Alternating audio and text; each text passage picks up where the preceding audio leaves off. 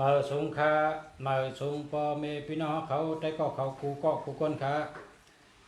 มาพบทบกันค่ะในรายการเสียสินเสกันเนาะไปต่างกาลาหาทัดรายการเสียสินเสอันนั้นก็หงจุ้ยอันเท่ากับอุบในรองตอนตาเตไรหูหาทัดไปต่างกาลาหาทัดอันเป็นเสียไปต่างเขตเขาเจ้าตื้อเช่นนั้นอะไรหูอะไรป่องเจอในใดเขาค่ะคัดใจมาลัดเนพอมีพี่น้องเขากูวันมันได้ก็จะได้ถ่อมจ้อมกันกะมันหนังกูวันกะใกล้ๆมันได้ก็เสียจิ้นเสียเดเปิดหับสายพอมีพี่น้องเขาก็กำในเปิดทุกเขามาสั่งเผอเคยทำเสียจิ้นเสียลองปีในลองปีแห่ลอง12ตัวซัดกูลองครับกะทำได้กูลองครับกำมากับ10เขามาตีเบอร์โทร0887896916ครับพ่อแม่พี่น้องเขาได้เสียเงินค่ะโทรเข้ามาในรายการเนี่ยได้เสียเงินนะพอนอกรายการในรายการกรุงเสียงค่ะเพราะว่าโทรเข้ามาเมื่อเดี๋ยวนั้นได้เสียเงินกำปอขาวทำ10คอยาวก็พ่อแม่พี่น้องเขาห่างแหนไว้อุ่นตาได้ถามเสียจิ้นเสียนะยาวก็ในปีในเขาขาดมีโคสองดีปันพอมีพี่น้องเขาสั่งเผอเก็บเงินอยู่อันนั้นก็ใครช่องแมนจอมใครช่องจอมเผอมันแมนจอมอันหนามทอกเข้าปีทอกเข้าให้ไหนเนาะพอกำไตกับวันทอกเข้าไปกาตั้งเสียติ้นเสียเขาได้เขาเอาตัวซัดมาเป็นตัวทอกเขาขาเกิดปีหังปีเราซ้ำเตะทอเข้าเตะกำเขาอันเราเตะจอยเขาเลยพอลองไผ่หาเงินไผ่มักมีเนาะจะได้เขาขามีลองไผ่เก็บได้เงินจู้ได้เงินหอมได้เงินปุ่นตาพอแม่พี่น้องเขาเตะเป็นคนมักคนมีค่ะในรายการเขาขาเตะอุบกำนำจังไหนก็ เตะแนะนำเช่นตั้งตอนตามักตามีก็ค่ะเนาะเพราะว่าป้ายหลายป้ายนั่นขนาดพอมีพี่น้องเขาก็กอดต่างป้ายในก็จะเป็นทางป้ายเปิ้นเปิ้นเป้ไผ่ศาสนาเปิ้นก็เตลัดลองไผ่ศาสนาอันเปิ้นเป้ไผ่การเมืองแล้วก็เปิ้นเตลัดลองการเมืองอันเปิ้นเป้ลองป้ายอยู่ดีเปิ้นก็เตอุป้ายอยู่ดีมันก็เป้ลองไผ่ตั้งหับไผ่เมตตาเช่นนั้นก็เตลัดไผ่เมตตาไผ่ตั้งหับอันเฮาคันให้เป็นช่องพองสลาก็เป็นช่องทีวีไทยก็ช่อง3ช่อง7ช่อง11เนี่ยกำเขาใครเลือกด้วยผมเป็นพี่น้องเขาเลือกด้วยแต่ใดเกี่ยวอันใดก็ด้วยนั่นครับพอด้วยช่อง11เป็นหือพอด้วยช่อง7เป็นหือช่อง3เป็นหือในเมืองไทยก็เป็นก็มีเมืองขึ้นอย่างมาสูงช่องเขาช่องมันรายการนี้ก็อำใจว่า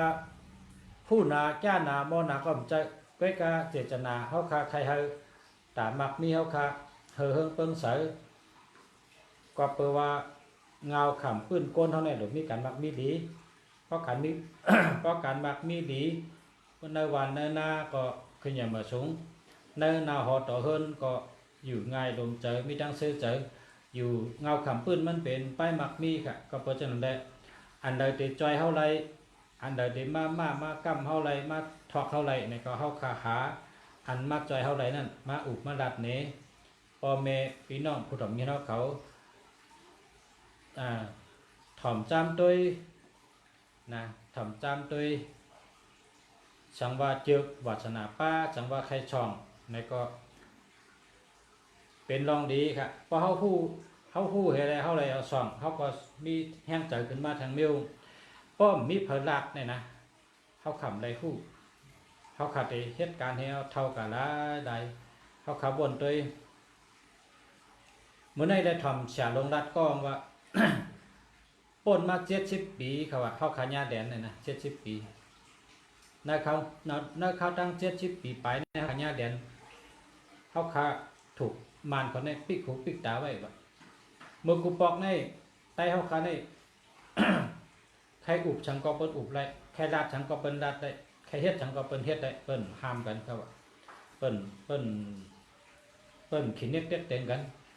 ย่อพอถึงมาเนเขาตั้ง70 ปีปานปู่เฮาปานปอเขาเนี่ยพอพระอุปเคอไตมันเป็นคนหักเคอไตพอพระอุปเคอนั้นเป็นคนหักเคอนั้นเนี่ยเขาเต็กเต็งเข้ามาจังไหนแหละเขาขำใครฮัดดัดลองสังก็ฮู้ว่าเหตุการณ์นี้กลางวันค่ำก่อนนอนเหตุการณ์นี้กลางวันค่ำก่อนนอนโจภาวะคนตั้งจัดนี่ป้อฮัดวนลองสังกะก้อยกูหลอดเพเมียวเดียวไปอย่าให้มีเพนั่นน่ะคัดใจอยู่ให้หลอดเพให้อยู่หน้าหอต่อเฮิรนผักก็เฮ็ดให้เฮ็ดหน้าให้กินมาจากไหนครับก้อยกะวันมื้อในได้มันเป็นเปิ้นผุยอ่ะครับในลุมพาเนี่ยเปิ้นผุยกูเมืองอ่ะมันมีเมืองเหรอปิกหูปิกตาก้นมันมีอ่ะเปิ้นผุยอ่ะ มันก็ มันหมดกิ่งหมดคานมันลองตัดปิกตาก้นเมืองน่ะมันปิกแล้วตัวเดียวนี้ เมื่อเดี๋ยวนี้มันเป็นกาปันเต็กปันเป็นยาชินเจ้าไปชายเขาไปปื้นหู้เขาเจ้าภายเทคโนโลยีเขาไอทีเขาขึ้นมาเนี่ยเหมือนเจอเขาขับมาลัดเจ้าเนี่ยสังว่าปมเป็นเขาเขากว่าชื่อป้าเพอ่านเนี่ยนะกาทนป้าเจ้าเนี่ยแต่เตหู้ไปต่างกาลาทัดแต่เตหู้มาเกิดปีเลยเป็นท่าทั้งสังกับจู้เสียตัวก็กาตังก็กุงเสีย ตัวหลายพันหาพอตัวเจม5,000กันนะเมื่อจินเฉก็เน่นไปมาได้มีกองค่ะ5,000ค่ะนะ5,000ข้าก็ย้ำกับทำว่า5,000กับตัวว่าจะนั่นกันอันนี้เป็นลองเตะค่ะ ตึกมีต่อตัวเร็วค่ะเมื่อสัตว์จินเฉมันเหมือนเขาว่าโชเดียวกับเหือเนี่ยกับตัวฉลากกองได้เอา5,000นะจินเฉเหมือนกันนะครับไล่เดียวกันเหมือนกันกูเบียวกูลองเหมือนกันค่ะนั่นจังว่าเฮาคาว่าเฮาคาโดไรมีสติปัญญาตัดเฮ็ดสังก็เยอะนะในเป็นอย่าไปว่าภายละนะเหมือนคนกับชื่อคนนะกัดเมืองใบตั้งกัดดงเนี่ยเฮาคาอยู่เชียงใหม่ได้มีกัด2ดงซื้อเมียไหนค่ะซื้ออันคันดงได้190 บาทนะครับตัดติ้งนะตัดติ้งใน190 บาทเพื่อค่ากัดทั้งติ้งใน120เลยครับแข่งกันอินไงครับเนี่ยเป็นเวียงเดียวกันแค่มันเหมือนกันนั่นครับชื่ออันเดียวกันครับดีเหมือนกันครับนะเขาคัดก็ว่าเส้นจ่าตัวดีๆผมมีพี่น้องเขาหนังเฮอเตอ่ำเชิงเงินน้ำแล้วก็ป้องจอยเท่าไรอันใดจอยเท่าไรเขาก็โหลหามาเมียวใดจอยเท่าไรเขาก็โหลเน็ตหามาไว้นะเปิ้นว่าอันใดดีในก็เขาโหลคัดใจให้มีไว้คุณตัดตีจอยเพราะว่าเขาตาหาเงินใดมีน้ำมากมีแคมสะตาหน้าเฮิรนเขาตาเพราะว่าจัดปานเขาเฮิงพอได้มากมีเหมือนเปิ้นคำ30,000เปิ้นเกี่ยวชื่อเจอเหมือนเปิ้นพอมีเงินในเกี่ยวนะครับพอมีพี่น้องเขาใครกว่าเด็กเมืองใต้พอมีกาเฮอบินกาเด็กได้กูเวียงค่ะตัวเดียวใครมาเด็กจังใหม่กาไรชุดเทปกาไรคำกาไวพระไรกุฏิค่ะกว่าฮอตน้ำปังลายกว่าให้มากขึ้นว่ามีเงินในเกี่ยวนะครั้งใดก็ไรนะเขาติดกว่าเมืองใต้เขาเมื่อเด็กเมืองสูได้2 เท่าเขากว่าเด็กน้ำตกตัดเกียงตองน้ำตกตัดอมปูนะฮะนั่นตีแคมๆนั่นเขาก็ได้ลอยเลี้ยงเมืองใหญ่เขาก็ได้130อันจือหลังๆในเมืองใต้เขาตีเลยหลังเขาก็ฮอดจอกแต่งปังลงเสาหินปังลงเขาก็กลับมาได้เขาเมื่อดีในเมืองใต้เขาจ่ายเงินในเมืองใต้เขากว่าได้กูเว้งขึ้นมาขึ้นก็เพราะฉะนั้นแหละตาเขาเต็มมีเงินนำในปี2020เนี่ยเขาคาจังมาดัดนี่ว่าพอมีพี่น้องเขาไทยก็เยอะให้คัดใจเป็นก้นใกล้เฮ็ดใกล้สร้างใกล้หาตั้งหู้เมียวเดลีเอามาจับตัวไว้เมียวเดจอยเท่าไรเอามาจับตัวไว้เย้าก็พอเปิ้นดัดอันดีในก็เขาหลุดทัดสั่งตัวสั่งว่ามีพันดีก็หลุดเฮ็ดจอมมันเป็นอันจอยเฮาคาไรมันเตะป้าเฮาค่ะง่ายกะหรือเก่าเมื่อกูปอกเขาขาดตื้อแคปตินเฮดแลนก็ในเปิดเฮ็ดมาสปินชำใบหรือแคปตินแลนเปิดเฮ็ดมาขี่ชำใบแดงการในเปิดเฮ็ดมารถเครื่องสั่งแก่สั่งแก่ชำใบเดี๋ยวนั้นทำเฮ็ดมาแทงก้าชำใบเดี๋ยวนั้นคนไหนมันเฮ็ดมาทีละอันจางนี่น่ะคนจางในเฮ็ดมาทีเปิ้นว่าถ้าสั่งด้วยอันใดที่มีง่ายอันใดที่ไว้เปิ้นก็เฮ็ดมาทีเดียวหรือเสก้ามื้อเดี๋ยวนี้นะกว่าในกลางเฮานี่ก็ซ้ำมีทางข้าวตัวเดียวเฮอวินในซ้ำมีทางใช้น้ำมันในก่อนในกลางเฮาไล่นั่นปิญญาคนในจางตัวเดียวนี้ตอนนั้นปอไหนก็ย้อนผิดหมอกเสียจิ้นเฉเข้ามาในรายการครับ เขาคาเตทำชาตินเซลกับลองไปต่างกาลหัดทัดกันเนาะ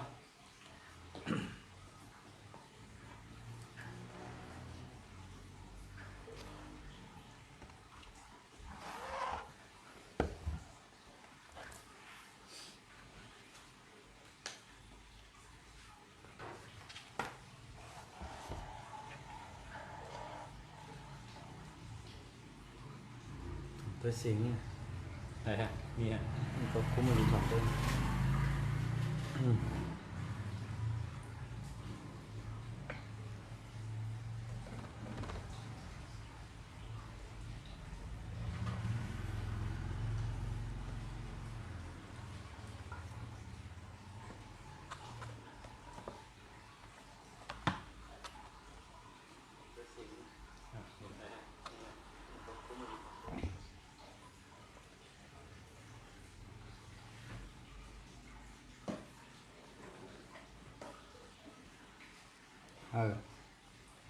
หัน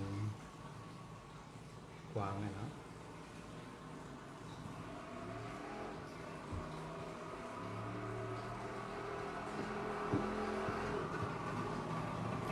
มือสูงค่าสลับคุ้มเมืองดีค่ะ มาชมค่า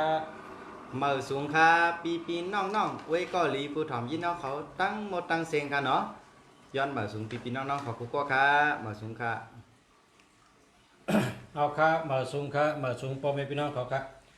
โหขอแนะนำพ่อแม่พี่น้องเอ้ยดีผู้ทำยินน้องเขาครูก็ครูก้นค่ะอันนี้เป็นรายการจินเสนะครับเมื่อในวันที่1 เดือน2 เหงเช้ากับออกรายการกูวันเข้ายาม7 โมงถึง 9 โมงครับพ่อแม่พี่น้องเขาถามตอบปัญหากูลองเกดิตไทยแจงแรงๆนะครับโคคออันเท่าคาเตถามมี1 ปัจจัยนะครับข้อที่ 1ถามว่าเมื่อพุกเป็นวันตัวสัตว์ที่สังใดครับอันถูกอันแม่นกันนั่นครับ โอเคในวันมือพูกนั่นเป็นวันม้าค่ะเนาะ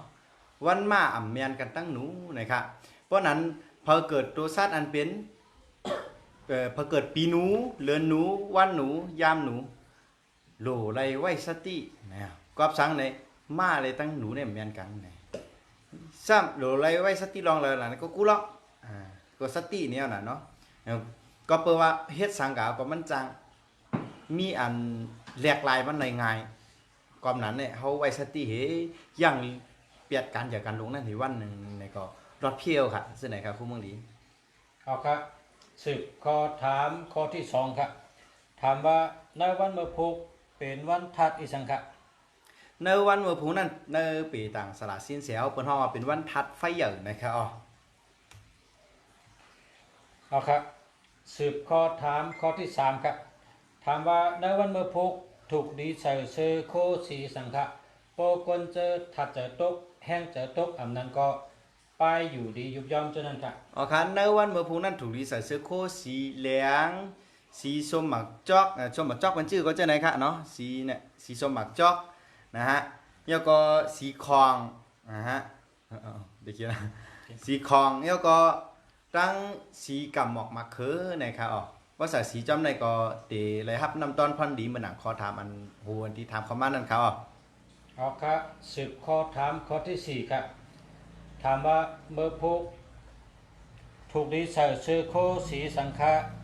ก็คือผีสางสัตว์ก้นหักเขาเปิ้นมีเมตตาที่เฮานะครับ อ๋อครับถูกดีใส่เสื้อคู่อันเป็นสีเหลือง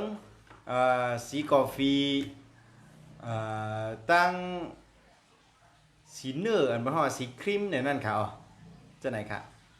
เอาครับ10 ข้อถามข้อที่ 5ครับถามว่าในวันเมื่อพุกถูกดีใส่เสื้อโคสีสังฆะก็คือกล้าอ่องขายมันมีสุนมีลาบขายโคเฮามีน้ำยาน้ำต้นนะครับ อ๋อครับในวันเมื่อพูค่ะเนาะถูกลีใส่เสื้อคู่สีฟ้าสีส้มแล้วก็ตั้งสีล้ำนะครับอ๋อ เอาครับ 10 ข้อถามข้อที่ 6ครับข้อที่ 5ในย้อนหลักอีกหนึ่งเมื่อไหร่มีคนขาย ปล่อยที่เมืองไทยเนี่ยเป็นห้องปล่อยงานฤดูหนาวอ่ะปล่อยข้าวกัดครับพ่อแม่พี่น้องเขาเฮ็ดจังฉะจิ้นเฉว่าลาดหลังๆน่ะเขาอยู่เนื้อปล่อยเขาเด็กเฉยจ้อมโคนฉะจิ้นเฉลาดกูว่าในขายโคนนะลาดเป็นฉะจิ้นเฉเห็นนะเขาว่าเขามาขายโคนนำพี่น้องเขาอยู่ในปล่อยข้าวกัดครับเป็นชัดปล่อยข้าวกัดครับนะเมืองเชียงใหม่เนี่ยเป็นพ้องขึ้นครับตัวเดียวได้ข้อที่5ในเขาจมนะครับว่าลาดเป็นเขานะเอา10ข้อถามข้อที่6ครับถามว่าในวันมื้อพุกถูกดีออกหอออกเฮิรนก่อตั้งเลยครับกะจุดตั้งเลยเพราะเคยเฮาเปิ้นฮักเขาเปิ้นมีเมตตาที่เฮาเนี่ยครับ เจียงจานวันตกซื่อๆก็ก็จุเจียงจานวันตกซื่อๆครับ เอาครับสืบถามข้อที่7ครับถามว่าในวันมื้อพุกถูกดีออกหอออกเฮิรนก่อตั้งเลยครับเพราะเขากล้าแมดขายมันมีฉุนมีลับนะครับ อ๋อครับกว่าจูตั้งตกซื่อๆนะครับเอาครับสืบคำถามข้อที่8ครับถามว่าในวันมื้อพุกถูกดีก่อจะปัทมะเตเฮ็ดลองสังฆาเฮาเป็นมังกราลีและปันพรดีบุญตาตัวค่ะนะครับ อ๋อครับในการที่ยศยาโยกะอันเฮาเปลี่ยนมาหึงยาวอันนั้นก็อันเฮาเปลี่ยนมาหึงนั่นเสียมกากินยาก็กินจื้อก็หายกะยาก็ยาจื้อก็เคียนแหลกลายฉลามโมยามันแหลกลายยามันแหลกลายตัวยามันไหนแหลกลายเมียวยามันไหนก็ที่เป็นรองลีคะในการที่เฮานั้นเฮายุ่มลีกินบ้านมาหึงยาวในการที่ติเข้าหาสละทั้งเสียงไหนก็เป็นรองดีค่ะเนาะยาวก่อนในการเตียวติทุบหอทุบเฮินแม่หอแม่เฮินกับหอกับเฮินสืบหอสืบเฮินอ่านกับกายเลยการทุบหอทุบเฮินทั้งเสียงไหนก็เป็นรองดีค่ะหรือเสียทุบหอทุบเฮินก็เหมือนว่าภาษากับเปียงเฮามันจัดมันอาเฮาติเฮ็ดมาทุบแปดภาษากับเปียงฮู้เฮาข้าวสูงจำนั้นก็จะเป็นรองดีค่ะเนาะในการตีเฮ็ดอันเปิ้นเฮาว่าเฮ็ดเม่นเผาคนตายเฮ็ดสุสานเบิ่นน่ะเฮ็ดตีเผาคนตายนั่นเฮ็ดตีแปดคนตายนั่นอันนั้นเฮ็ดในวันผู้ก็เป็นรองดีค่ะเย่าก็เฮาเป็นย่อการเนื้อหายมาหึงเย่าในการที่แตบแปดปาดแปดถือแปดก็แตบแปดปาดแปดถือแปดในวันผู้ก็เป็นรองดีค่ะเนาะอันนี้ค่ะถูกลีก็จ้าปฐมาเฮ็ดในวันผู้นั่นค่ะคู่เมืองหลีเอาครับสืบความถามข้อที่9ครับถามว่าในวันมื้อพุกอันอ่ำถูกดีเฮ็ดมีอีสังใดๆครับในวันเมื่อผู้อันอ่ำถูกดีเฮ็ดนั่นในการที่เผาศพพังศพเผาผีคนตายนั่นขนาดนะพังโฮกพังเหจ้าเนี่ยย่อก็แถมเดียวนึงการมังกรลาตั้งเสียงในอ่ำถูกดีเฮ็ดในวันเมื่อผู้นั่นค่ะกูมึงดีเอาครับสืบข้อที่10ครับถามลองไล่เกมันครับไล่เกเพราะว่าอันอ่ำถูกดีเฮ็ดมันก็อ่ำฮู้เลยเฮ็ดผิดกว่าฮืออันนั้นก็จึงหือจ่อมีไล่แกงครับมันอายุใหญ่นะที่ได้เฮ็ดจ่อมีไล่อันแกงครับในย้อนถามจังได๋ครับอ๋อค่ะในตั้งปีต่างกาลาสละสินเสียหลายๆด้วยว่าในวันเมื่อพุ่งนั่นนะฮะเพราะว่ามีปริศนามีปัญหาป่อขึ้นมาเปลี่ยนเละเอียดกะเปลี่ยนขึ้นมาปริศนาปัญหาเนี่ยล็อกไลน์นี้แกงก็โลกะหาโกนอำนั้นก็อำเมียวอันกับกายเลยไม่เหมือนว่าป้อหาก้นไรหาก้นอันจื้อเป็นไม่ดังเสียงจื้อครับจื้อเป็นไม่ได้เอาจื้อหางลีน้องก้าวไม้เนี่ยผมไทยก็น้องก้าวไม้ก็เลยอำนั้นก็น้องข้าวหอมเนี่ยก็เลยมันเป็นข้าวหอมนั่นนะอำนั้นก็น้องแตงโมเนี่ยก็เลยมาแตงเตานั่นนะน้องส้มเนี่ยก็เลยมาจอกนั่นนะมาพานั่นน้องมะนาวเนี่ยก็เลยน้องมาพานั่นนะคืออันกับไก่เลยจื้อกับไก่เลยต้นไม่หมอกไม่หมักไม่ทั้งเสียนกับไก่เลยไม่ค่ะกะห้องกวนจื้อเจ้าไหนมาจอยเขาได้จอยแก้ดิปัญหาเฮาไรอันนี้ก็หนังนั้นสิมกาเนื้อการดีนะเฮาเตกินมันอ่ะน้ำเนงเนี่ยนะน้ำเนงก็มาตียอดไม่ยอดเนงยอดละกินน้ำเนงก็มาว่นป่องเนี่ยกินน้ำเนงก็ว่นป่องกินสังก็ไรอันกับไก่เลยไม่ทั้งสิ้นเจ้าหังก็ไรกับไก่เลยไม่ทั้งสิ้นโกนก็เอาจึงกับไก่เลยไม่กับไก่เลยไม่ทั้งสิ้นกับไก่เลยไม่ทั้งสิ้นเจ้ากับไก่เลยไม่ทั้งสิ้นในก็ติดแก้ริปัญหาเฮาไล่นะครับใช่ไหมครับคุณมึงดีอ๋อครับกำได้สืบทำแทงข้อ11ทำปุนตานางยิงครับผู้ยิงเจอป้าต้องป้าสันเทเมมันเขาโดยสติวิริยะในวันมะพุกนั้นมีสังใดๆครับเอาครับโคกตำจังเซงครับ ตำโคกตั้งเสียงในอย่าไปเตื้ออย่าไปยับอย่าไปกำเนาะโคกตำตั้งเสียงยาก็เตาไฟสองไฟอย่าไปอยู่อย่าไปเล่นเน่ามันนะอันนี้ก่อนหนังนั้นเสียมกาอันเป็นห้องอยู่ห้องนอนเฮาตีนอนเฮาอันเฮาอ่ำต้อนยามอยู่นั่งยามนอนนั่งนี่ก็อย่าไปกันเล่นค่ะบ่เวจังไหนแล้วก็พ่นเพี้ยวค่ะแต่ไม่มั่นเขาค่ะพวกมันดิ เอาครับอันนี้เป็นรายการ10ข้อที่เฮาค่ะ11ข้อที่เฮาค่ะถามเสียจินแสกวนค่ะบ่แม่พี่น้องเขาอันได้ถ่อมได้ยินตีแต่ก็เขาได้ถ่อมได้ยินได้ไล่ถ่อมมื้อในได้ยินมื้อในคุณตาเจ้าตื้อเนอวันมื้อพุกค่ะเพราะว่ามื้อพุกมาเฮาเตกว่าตั้งแต่เฮามีลาภเฮาเตกว่าตั้งแต่เฮากล้าขายดีนะก็เฮาได้ฮู้ไว้อะแทงมิ้วนึงมื้อนั้นพี่น้องค้ามาขายปล่อยข้าวกัดที่เชียงใหม่ค่ะเป็นเพราะเขาเฮ็ดกุปีขนาดที่เมืองเชียงใหม่เนี่ยปล่อยข้าวกัดในขนาดพอกำไตเขาก็ปล่อยข้าวกัดเขาตื่นเฮ็ดกุปีค่ะเฮ็ดเต้เฮ็ดวาค่ะเหมือนกันตั้งเมืองใต้ห้องว่าบ้านปิดตองจู้ปล่อยปิดตองจู้ปล่อยเมืองไอ้ทางนั้นนะเหมือนกันครับเฮ็ดตั้งหลายวันเหี่ยมีจัดมีเชียงมีดองเด่นตั้งเด่นมีตั้งกาตั้งขายขึ้นอึดๆค่ะคนกาตั้งขายได้ขึ้นว่าขึ้นค่ะเนาะ คนเงินหมุนฮะนะคนหมุนเงินมันจะยิ้มกงปั่นนั่นนะเงินในหมุนกาหมุนมาการไต่เขาว่าเปียกสานกาสานมาเพื่อนเอาเงินเฮ็ดการก้าการขายหมุนเงินกันเพื่อใครกินตั้งกินดีตั้งกินหวานหลากไล่อันมีตั้งปั่นหลายเพื่อนเอามาขายมีเจมีจอดใช่ไหมครับเนาะนี่ครับเขาก็มาขายให้ก็เขาว่าลาดปันเสียจิ้นเชหน้ากลางคำมาเขาเทหูเฮ็ดทำเขาตั้งหูเฮ็ดทำเนี่ยก็ว่าขายคนปล่อยเมื่อพวกเขาจะได้เสียงเขาขายดีครับใจน่ะพิษย้อนเมื่อรับกันเสียจิ้นเสเนี่ยเมื่อไกลเขาสั่งมารับถึงเสียจิ้นเสครับเขาจมนะครับนะในก็มันเป็นร่องดีครับผมมีพี่น้องเขาคาเลยถอดเมื่อในแต่ใจตื้อวันเมื่อพุกสั่งว่าเขาคามีพลัดตัวไหนเขาก่อมไรหู้เพราะห่มไรหู้ในเตะเชื่อในเตะพิษหือเตะถูกเขาสีต้องแม่นหึงแม่นหึงต้องมีลาคือเขาก่อมหู้เนาะเพราะเขามีฉาลัดเขาก็ไรหู้จำบันเดวันนั้นสั่งว่าเขาเตะใครหู้กูวันเขาก็ทำสลาเนี่ยก็เขาก็ถามเขาก็รายการต่างกงเสียเขากูวันนะวันเดือ200วันเดือ500วันเดือ500มันก็บางปอกก็ดีวนเนาะเพราะว่าเขาเลยถามกูวันเหมือนจังเขาคาราดออกรายการเขา2ก็ลาดกูวันนะจังทำได้เสียเงินนะทำได้เสียเงินไรหู้กูวันบอถ่อมหมดได้ไรหู้กูวันได้ยินกูวันไรแหลกลายจอมกูวันก็ได้ว่าเป็นพรดีปุ่นดาบผู้ทำเงี้ยเขาเต้เมื่อพุกแต่กว่าตั้งแต่มีลา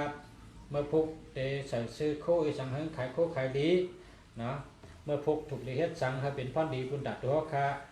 ยาวกอเมื่อพุกตัวชัดเอียงอันนั้นแม่นกันคนมันคนต้องหรือเลยสติวิทยาตีหลายๆนะมีตั้ง10ข้อกันนะคองเตอำนำก็เก่ขนาดตึ้งมีพรดีอยู่เขาก็หยุ่มเท่านั้นหยุ่มย้ำเท่านั้นครับอำทันมีก็คิดข้างสังวัดถอมรายการในแดนนั้นเต็มมีอายุครับพอมีพี่น้องเขาก็กำในสืบเส้นในการเขาขย้อนพินบอกเสียชิ้นแฉเอาตั้งหู้ตอน12ตัวชัดออกมาอุบลัดในพอมีพี่น้องเขาขัดถอมจอมกันเขาเนาะพอมีพี่น้องเขาครับมาชมครับนะครับกลกึนเงินคอนนะครับกดขึ้นเงินก่อนกลกึนเงินคอนแล้วก็ฮาลาดเมื่อในแต่ใจตื้อในวันพุกนั่นขนาดนะอันนั่นก็ทางลี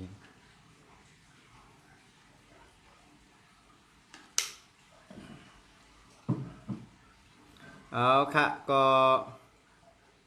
เข้าสละสิ้นเสนะฮะก็มีน้ำใจต่อปีน้องๆเขาในปีใหม่นั่นมีสมัครตอนกันเนาะก็เตตุ้ยเปียตังปันหลายในค่ะเนาะปักเปิงก็ดูกดไลค์กดแชร์อ่อนตั้งในค่ะเนาะพอกดไลค์กดแชร์ก็โทรเข้ามาตีหมายพงตีคู่เมืองหลีลาดกว่านั่นในค่ะเนาะย่อก็เขาสละสิ้นเสเพราะเช็คว่าแช่ได้เอาในเขาสละสิ้นเสก็ติดด้วยปันไหนเนาะก็การหลูหางเฮียนมานั่นหลูเป็นปีเกิดเลือนเกิดวันเกิดแล้วก็ข้าวยามเกิดของเขาค่ะพอต้องผ่ายให้กันเลยก็รัดผ่ายให้กันเลยค่ะเนาะพอต้องผ่ายแล้วก็รัดผ่ายนั่นสิ่งอย่าไปเฮ็ดยำหนึ่งล่อเล่ค่ะเนาะเพราะท้องว่าอย่าเฮ็ดพักล่อเล่พักหวานจะได้จังเขาค่ะเขาสละสิ้นเสหวานจอมค่ะเนาะพอเขาต้องผ่ายแล้วผ่ายนั่นค่ะหมอก็รัดปีงเกเดลาดเหลือนไตลาดย่ำมันไหนก็มีอ่ะพอต้องผ่ายแล้วรัดผ่ายนั่นสิ่งกันมันหาง่ายนะมันหาง่ายนะฮะพอต้องผ่ายไตก็รัดผ่ายไตสิ่งก็ต้องผ่ายกะลาก็รัดผ่ายกะลาสิ่งกันเนาะเอาค่ะพี่น้องๆเขาค่ะ อันตั้งตีเฮาสินแสไปเปิดเฮอโทรเข้ามาเดินในก็เฮาสินแสลาดลอง12ตัวสัตว์ก็พะเยาค่ะเนาะจึงฮอดแผวไว้อยู่ที่ตัวสัตว์อันเป็นงูนะฮะเนาะเมื่อไหร่ค่ะอันเฮาสินเฮาสลัดสินแสไล่ลาดกาวนั้นมันเป็นตัวสัตว์อันเป็นหนูตัวสัตว์โวตัวสัตว์เสือตัวสัตว์ปางใต้อะเนาะยาวก็มือว่าคำว่าก็ลัดตัวสัตว์หนักกาเอาเนาะเมื่อไหร่เฮาจะมาลัดตัวสัตว์งูค่ะงูนะคะในปี2020นั่นสอนว่าในปี2020ไหนนะสอนว่าลีเลยเปิ้นเอาเข้มเลยเปิ้นเอาในก็ว่าอะไรก็พังไหนๆมันจะมีเป็นปีอันที่คุณพี่คุณสางเขามาเปิดปกสุ่มห่มงำเหมือนหนังจองที่ค้ำปกสุ่มห่มงำไว้ก้นอันเกิดปีงูนะยาวก่อนในการที่เฮาติเฮิงกามลีนั่นเฮิงบ่หันอาจงเต็มทนเฮาโหลไล่ให้หือไหนก็เนาะก็เฮาโหลไล่นะกาวไว้อันที่ทอดติเมียเท่าใกล้ๆเลยกาวไว้เฮกับสุดต้องนะครับเนาะสุดต้องเฮอจูลีกามลีแล้วก็เฮาแต่ไรเหมือนหนังซื้อเนื้อจากเนื้อคออันเฮาวนไว้นะครับเพราะนั้นครับสอนว่าอันให้เด้ตึ้งว่าตัวป้อมหันนะครับก็เปิดซื้อไหนก็มันดีเลยบ่เนาะในปี2020นั่นก็ว่าอะไรครับเนาะในก็ว่าอะไรครับเพราะนั้นในปีงูในอันเฮาสละสินแสเตจอยลาดมันได้ก็ใกล้เหตุการณ์กุศลในปี2020ในก็เตหันอาเกียวมันอาแก่ค่ะเนาะกับกายเลยลองอันเฮาสุดต้องใครใครมีใครเปลี่ยนนะครับส่วนไรส่วนมีส่วนเปลี่ยนนะครับ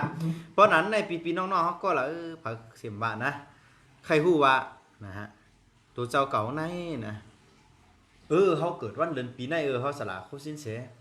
เฮาได้เจอตัวสัตว์หาง2ตัวสัตว์หางเลยเฮิงบ่เก็บเงินเก็บคำอยู่ค่าสละสินเสนะครับเนาะเฮาสละสินเสก็ติเมตตาให้ลาดกันค่ะก็หลบกดไลค์กดแชร์ก็โทรเข้ามาอันต่างมันก็ติลาดว่าอันเก็บเงินคำอยู่ได้ก่อนหนังนั้นน่ะก็กะเฮาใครฮู้ทางไหนเฮาสละสินเสอันเฮาใครฮู้ทางไหนว่าติเฮ็ดจื้อหือเนาะเฮาสัตว์ที่ปัญญาลีกวนเปิดจอยแถมมีคุณพี่คุณสางในจอยเฮ็ดพี่ปานเฮาเฮาว่นหางก็หึมปกป้องเฮาติหางก็มีผู้ผีจอยก้นจอยผีปั้มก้นทอกผีมยอกก้นห้องเนี่ยเนาะอำนั้นก็เฮาได้กว่าทั้งแล้วก็หึงบ่รอดพี่อันน่ะพี่ก้างหลานก้างรอดพี่รอดหลานเนี่ยเนาะเฮิงป้อมมีพี่เนี่ยเฮาได้จักตัวสักหางคาเฮิงบ่ไรจี้จุ่มมันจังหัวคอที่ลาดมาได้เนาะยก็อำนั้นก็คาได้เหตุการณ์ไปมังมีคากะขายคาที่ชื่อแล้ววาสนาคาหลีมีตื้อตั้งแต่เป็นสัตว์ที่มีเงินมีคำมีเงินหนำมีคำอย่างขลาดเนี่ยที่ถูกลิจักตัวสักหางเนี่ยก็โทรเขามาถามเลยค่ะเนาะยก็อำนั้นก็ข้าในมีลูกยิ่งข้าในมีลูกใจข้าใครเขาในยันเลียดไพ่ข้าใครเขาลองการเฮียนดีเขียนไล่เขาป้ายปิ่นยาเขาในใครเลียยก็ใครเขาป้าเจอลองการเฮียนดีเขียนไล่ใครยันเขาเลียดไพ่เนี่ยเขาเตเอาตัวซาทางปันเขาสอนเลยโทรเขามาถามเลยค่ะนะฮะยก็อำนั้นก็ข้าในเป็นคนใจข้าใครไม่ยิ่งเลี้ยงเนี่ยปุ่งจามนะข้าไม่ยิ่งเลี้ยงใครนาลีอุปถัมภ์เนี่ยหรือเจ้าตัวซาทางนะอำนั้นก็ข้าเป็นนั่งยิ่งข้าไม่การเมืองไทยข้าขยันโปเลี้ยงไม่เลี้ยงข้าขยันคนเงิน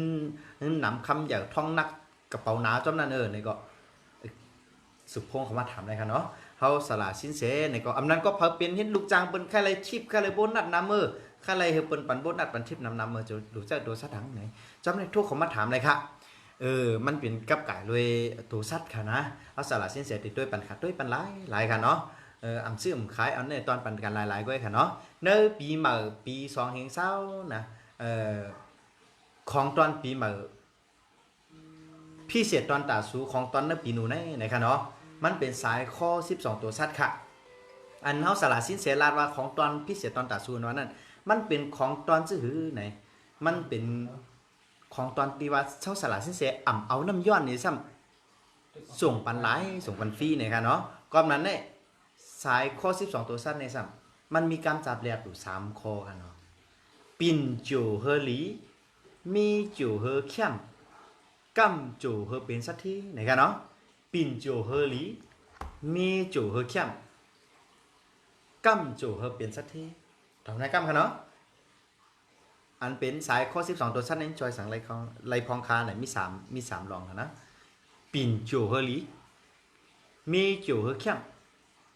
กัมโจเฮอเป็นสัตที่นะครับลองดีฮู้ซ้ำเป็นตัวสัตว์สายข้อเงิน925นะเอากระจุกนำคำขาว 18K พังแสงควายเจ้ามือกูเม็ดอันเป็นห้องว่าแฮนด์เมด ลอกลายการลงสีเป็น enamel อ่ำลอกอ่ำล้ำขอกำแถมซ้ำเป็นกรมณีอยู่นั่นนี่คมอันธนี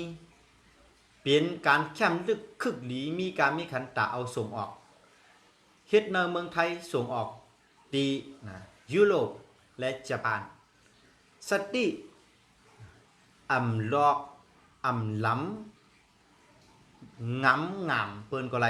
ทำกันมาเนาะอ่ำลอกอ่ำล้ำกำงามเปิ้นก็ไรอ่ำลอกอ่ำล้ำกำงามเปิ้นก็ไรนะก็ป้อเผอเป้าสนาสนใจก็ 2,500 บาทค่ะเนาะ 2,500 บาทค่ะทำดีกันเนาะ 2,500 บาทค่ะเหมือนตั้งซื้อสายคอคำบรรเจ้าเก่าในปีหมาแนวค่ะเนาะแล้วก็ตีจอยเพราะว่าเผอเป้าสนาสนใจในก็ลอยเงินเขามาเย้าในก็เนาะจอยลาจือตีอยู่ไม้พงตาส่งยินปันนะเขามาในอินบ็อกมาเลยค่ะเนาะเขาสินเสปัทวีปฐมาวิชัยก็เพราะว่าปีน้องๆก็เลยป้าจะทำร้องห้องจุ้ยปีต่างกะละ5ทัดปีต่างกะละแพทย์ตาติบกรีเนาะกับสื่อเขาสละสินเสก็เลยค่ะหมายพงแต่ร้านนั้นในค่ะเนาะกับเด็กโทรเข้ามากับมันเตเตียบตัดเป็นอันรายการถ่ายทอดสดแล้วค่ะเนาะเอาล่ะครับพี่น้องๆก็ค่ะแต่เร็วในก็เขาสละสินเสก็ลาลองรายการประจำวันรายการสินเสสละสินเสก็เต็มโทนเนาะลาลองตัวสัตว์ตัดวันละ1ตัวสัตว์ก็มาเพียตัวสัตว์งูก็เต็มโทนเนาะแล้วก็พอพี่น้องๆเขาใครรู้ว่าเก็บเงินอยู่แต่ไรหือใครเปิ้นฮักเปิ้นแป้งแต่ไรหืออาจุนหลีเมตตาดีแต่ไรหือใครเหอกล้าขายหลีแต่ไรถูกไรหือใครลูกเขาเป้าศาสนาลองขันให้ดีกันไรถูกดีไรหือเนี่ยก็พี่น้องๆเขาสืบพงทั่วเขามาหาแล้วครับเขาสละสินเสก็คว้างเขาทั่วเขามาเขาเนาะเมื่อได้เต็มมักมันว่าหลายก่อค่ะเนาะเอาข้าวยามันกึ่งหมอกหางหลีหางเล่าเนี่ยหมอกกันปีใจปียิงเขาปมเมาในขณะเนาะบอกเมารายการนักสารสินเสอีกันเนาะจะเมาสินเสแล้วคุ้มดีแต่จังก็ค่ะแล้วก็ก็จูไปเตรียมทวนตั้ง12ตัวสั้นในเขาสลัดสินเสก็ติลาเตะด้วยเปลี่ยนต่างปันในตะกุวันพอมีข้าวยามค่ะเนาะก็ปักเปิงอันที่แต่ที่ด้วยเปลี่ยนต่างปันในก็กดไล่ก็แช่ปันเขาสลัดสินรายการเขาสลัดสินเสอันตั้งในขณะเนาะต่างเพิ่นคู่นะต่างกลุ่มสลาขนาดด้วยกันแลเมื่อเขาสละสินเสียเจอสู่เจ้าโทรเขามาด้วยปันไลกำไรผีคุ้มปัดปันสลาดนาสินเสียเนี่ยปนไล่เหรอสิกำไรทุกเข้ามาแล้วค่ะเนี่ยก็เนี่ยค่ะเนาะปีเหมาไต้ไล่คาสืบพงเขามาแล้วค่ะเนาะหันว่าเชียวไหนครับหันว่าเชียวปีเหมาไต้เบอร์2สายข้อขานั่นเตะสายวันเลยลีคาไหนค่ะเนาะเขาเตะด้วยปันปีเหมาไต้เบอร์2ในอินค่ะเนาะปีหมาไต้เบอร์2ก็เขาส่งกับปันเตเมอร์ออนตั้งปีหมาค่ะเนาะมันจับปีหมาเลยตึงหาฮอตเมื่อไหร่เนี่ยครับเนาะเอาค่ะเดเสเมื่อแล้วสารสินเสติดด้วยปันกำค่ะเนาะเอาค่ะถอมให้กูก็ค่ะเนาะปีหมาไต้เบอร์2ตึงถอมค่ะเนาะถอมจ้องกันกูก็ค่ะนะฮะป้อผาไรตัวสัตว์หนูกว่าค่ะเนาะวันเหลือก็เย้าเฮอใส่ข้าวยาม12 โมงกลางคืนไหนครับเนาะถ่อมดีๆครับพี่น้องๆเขาสละสินเสติลาดไว้ตั้ง12ตัวสัตว์เตรียมไว้เขียนไว้หมายไว้ของมันครับเนาะปอเผาไรตัวสัตว์หนูกว่านะข้าวยามเสริมมันนั่นตีเป็นอะไร12 โมงกลางคืนกะปอเผาไรตัวสัตว์วูกะนะข้าวยามเสริมมันนั่นตีเป็นนาฬิ2 โมงกลางคืนกะปอเผาไรตัวสัตว์เสือกว่าข้าวยามเสริมมันนั่นตีเป็นนาฬิ4 โมงกลางคืนค่ะพอผาไรตัวสัตว์บางใต้กว่าข้าวยามสายวันนั้นตีเป็น6 โมงเมื่อเจ้าค่ะพอผาไรตัวสัตว์นากากะข้าวยามสายวันนั้นซ้ำตีเป็น8 โมงกลางคืนนะคะ8 โมงเมื่อเจ้านะคะเนาะความวันนี้ครับ8 โมงเมื่อเจ้าพอผาไรตัวสัตว์นากากว่าข้าวยามสายวันนั้นเป็น8 โมงเมื่อเจ้านะคะเนาะเผอไรตัวสัตว์งูกว่าข้าวยามเสริงซ้ำได้เป็น10 โมงเมื่อเจ้านะครับเผอไรตัวสัตว์มากกว่าในข้าวยามเสริงซ้ำได้เป็น12 โมงกลางวันนะครับเผอไรตัวสัตว์เป้กันในข้าวยามเสริงซ้ำได้เป็นนาฬิ2 โมงบ่าย2 โมงกลางวันนะครับเผอไรตัวสัตว์อันเป็นลิงกันในข้าวยามเสริงซ้ำได้เป็น4 โมงปลายลานะครับเผอไรตัวสัตว์อันเป็นไก่กับข้าวยามเสริงซ้ำได้เป็น6 โมงปลายลาตามคำนะครับเพอไล่ตัวสัตว์มาไก่ๆป่ะเขานะเพอไล่ตัวสัตว์อันเป็นไก่กันเนาะ ก็6 โมงตามคำกันเนาะพอไล่ตัวสัตว์อันเป็นหมากันนี่ก็ใส่ข้าวยาม8 โมงกลางคืนนะครับเนาะพอไล่ตัวสัตว์อันเป็นหมูกว่านี่ก็ใส่ข้าวยาม10 โมงกลางคืนนะครับเอาค่ะใน12 ยามก็12 ตัวสัตว์เต็มทนค่ะเนาะวันเดาก็ไรค่ะใส่จอมอันเจ้าไหนก็จะเป็นรองดีค่ะเนาะอันนี้กับกายเลยว่าเฮาอ่ำเปิ้ลไรนะครับกะไล่มาเอาไข่สั่งน้าไว้ไหนค่ะกะเอายามเอาวันก็ไรนะครับเนาะเอาค่ะเนาะเพราะนั้นก็ลองปีเหมาไตเวอร์2เฮาในก็ป่องขาวค่ะเนาะป่องขาวเนาะโอเคนะฮะคาเช่เอาคาจ่องคาติทูถามไรคาอ่ำเช่เด้อค่ะพอเช่ได้หันว่าเช่ขึ้นมากำเหลียวค่ะเนาะเช่เด้อค่ะอันเช่ในหันดีๆเนี่ยเหมาไตไล่ขาในเช่ค่ะเนี่ยนะเนี่ยผู้เช่เนี่ยตุ้ยค่ะเนาะเช่เนี่ยเช่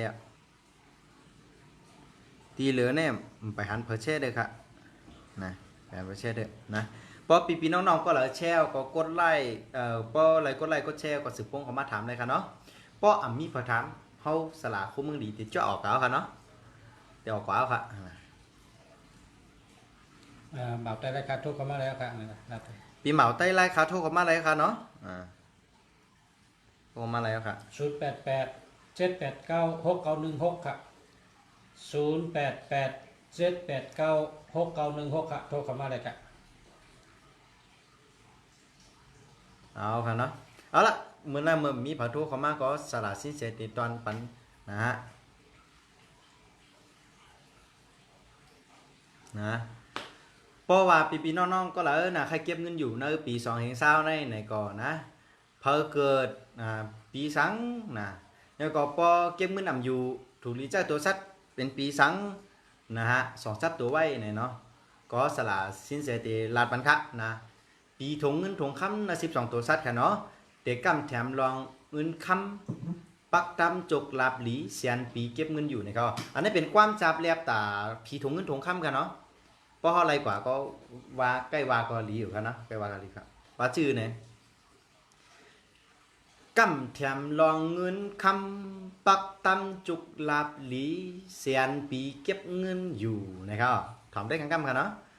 กำแถมลองเงินคำปักตำจุกลาบหลีเสียนปีเก็บเงินอยู่นะครับทำได้กำกันกำแถมลองเงินคำปักตำจกลาบหลีเสียนปีเก็บเงินอยู่นะครับเนาะอันนี้ครับเพราะว่าพอเกิดปีตัวสัตว์อันเป็นปีลิงนะครับเนาะพอเกิดปีลิงอะเนาะ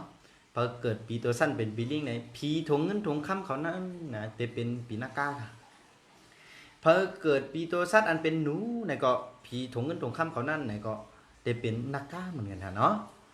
เพราะนั้นพอเกิดปีลิงพอเกิดปีหนูก็หาซื้อนะตัวสัตว์นักกามาสอนจับตัวไว้นะก็จะเป็นถงเงินถงคำในมันโหค่ะ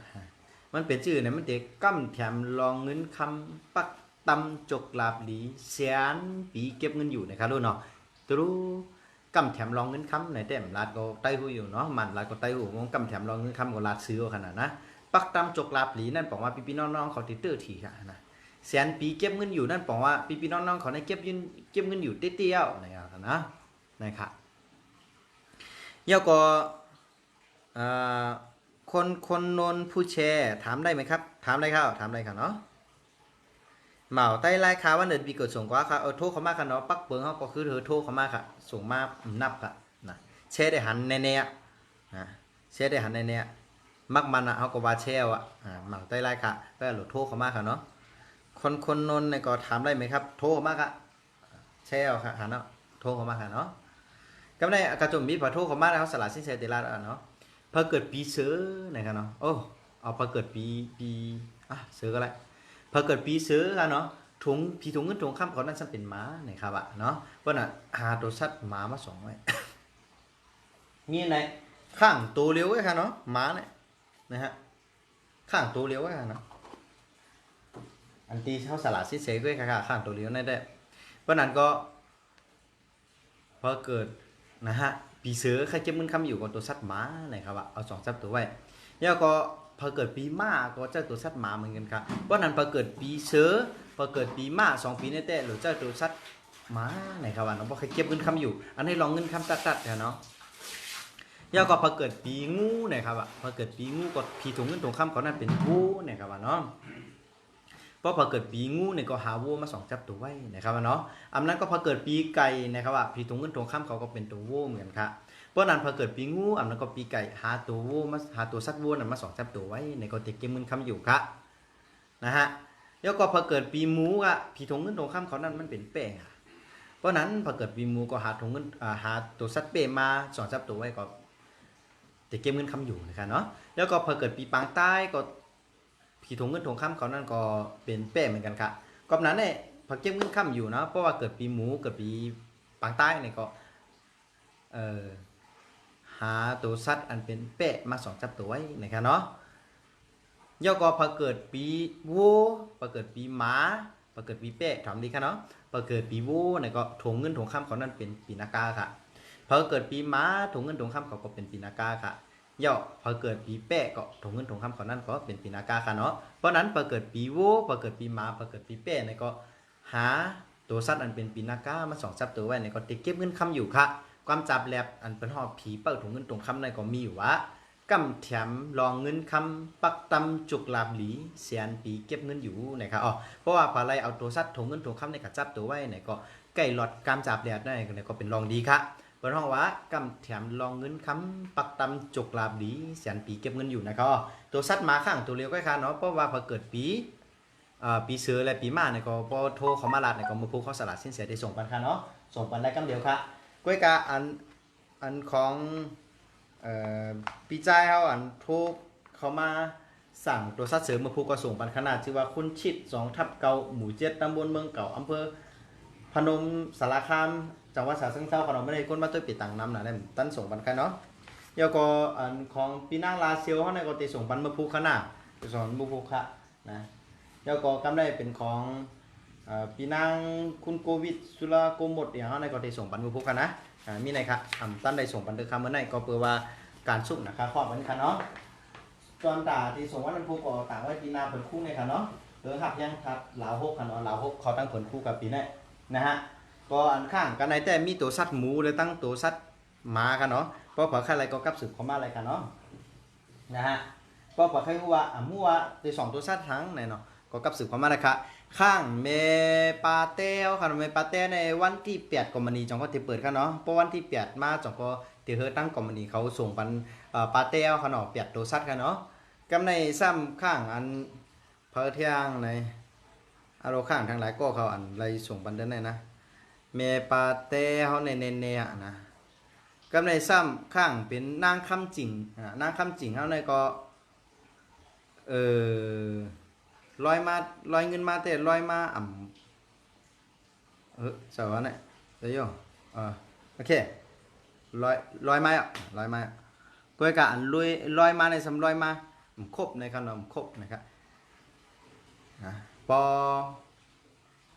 ของแผวมือก็ใจลอยมาคือมันครบไอ้คันเนาะอันชื่อว่า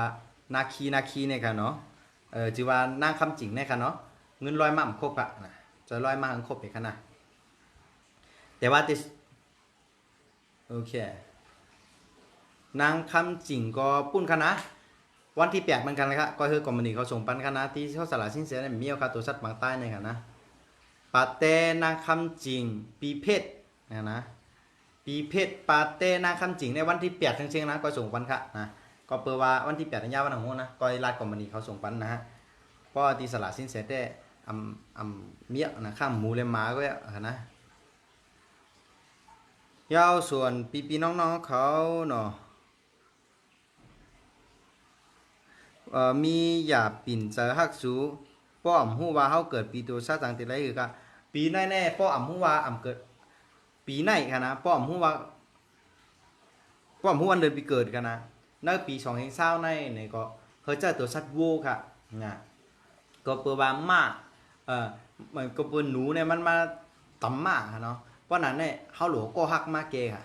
ก็ฮังซ้ำเป็นโวเขาหนูเนี่ยหนูขี้โวกับเฮ็ดหน้าเนี่ยเขาว่ากำจับเรียบเพราะนั้นเนี่ยป้อเผอฮู้ว่าเกิดวันเดือนปีหังก้อยกาไข่2ตัวโวค่ะในปีในค่ะเนาะแต่กรรมดีตั้งปีค่ะก้อยกาต้องป่องสาวไปนิดนึงอ่ะตัวโวเนี่ยเจ้าเลยปีในก้อยค่ะเนาะก้อยการเฮาสละสินเสียต้วยปันเจ้ากะตาสุโจก้ พื่อกาป้อมฮู้วันเดือนปีเกิดก็เจ้าตัวโวค่ะตาปีในค่ะนะนาคีอ่ะมาสงครามเนาะก็พอของถึงมือเอานาคีจอยอ้นมาทั้งเต็มเลยค่ะน่ะเฮาสลัดสิ้นเสียมได้น้ำย้อนนะคะสลัดสิ้นเสียมเอาน้ำย้อนเฮากาสงกอบจอมทางนี้นะตัวก็ค่าตัว 2,500 บาทค่ะเนาะตัว 2,500 บาทค่ะนะฮะฟรีค่ะส่งปันลายๆครับส่งปันแถวมือค่ะเนาะมีคนนนถามอะไรไหมคะถามได้เข้าน้องออนคนเดิมค่ะถามได้ไหมคะถามได้เข้าโทษเขามากค่ะแหละนะโทษเขามากค่ะแหละอันเขาจะย้ำทั้งกำเนาะอันเป็นปีเพศเขาเนี่ยก็วันที่8 2ก็ส่งปันค่าเนาะคอมมานีเปิดได้2ก็ส่งปันค่าปาเต้คอมมานีเปิดได้2ส่งปันค่าเนาะยก็ส่วนหน้าขี้ก็วันที่8นะคอมมานีเปิดได้2ก็ส่งปันค่าเนาะส่วนอันที่อันมีน้ำมือก็ได้ส่งปันมือผูกกำเดียวเนี่ยค่ะเนาะอันที่ได้ลาจื้อในสอนว่ามีน้ำมือออกนะครับเนาะเอาครับพี่ๆน้องๆใครรู้ว่าเต2ตัวซาถังเลยเตลีตอนตาพี่ๆน้องๆเขาไหนก็กับสืบเข้ามาค่ะเนาะเฮาสละสินเสก็เตด้วยปันคะแล้วก็จูรัดลอง12ตัวสัตว์ไปเย้าก็สละสินเสติด้วยปันเจ้าไหนกูวันคะปักตำบาด้วยวันหลายก็กันเนาะเพราะวันเดือนปีเกิดเข้ายามเกิดเต็มทนก็โทรเข้ามาแล้วค่ะพอกดไลค์กดแชร์ก็เย้าเนาะพอกดไลค์กดแชร์เย้านะครับผู้ค่ะคนเกิดวันติดที่ยังไรขึ้นมีเงินค่ะมันเป็นชื่อค่ะรัดมาปันใครหนึ่งค่ะ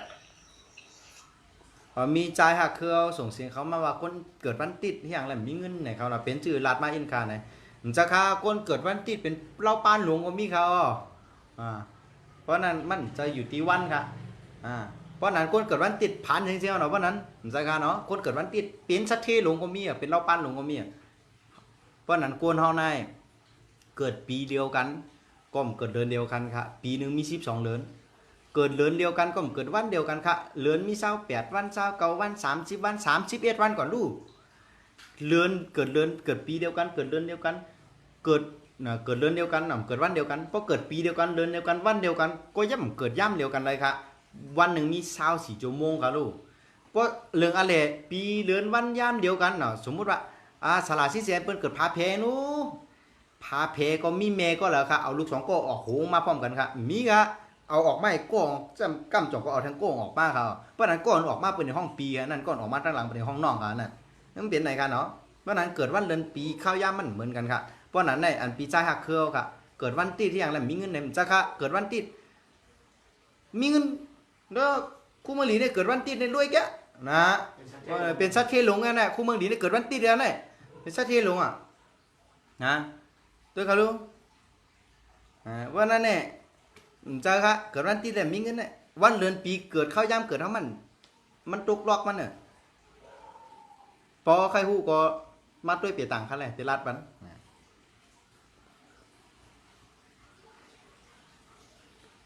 สายน้ำตุนทางเช่ก็เขามาถามเขาหน่อย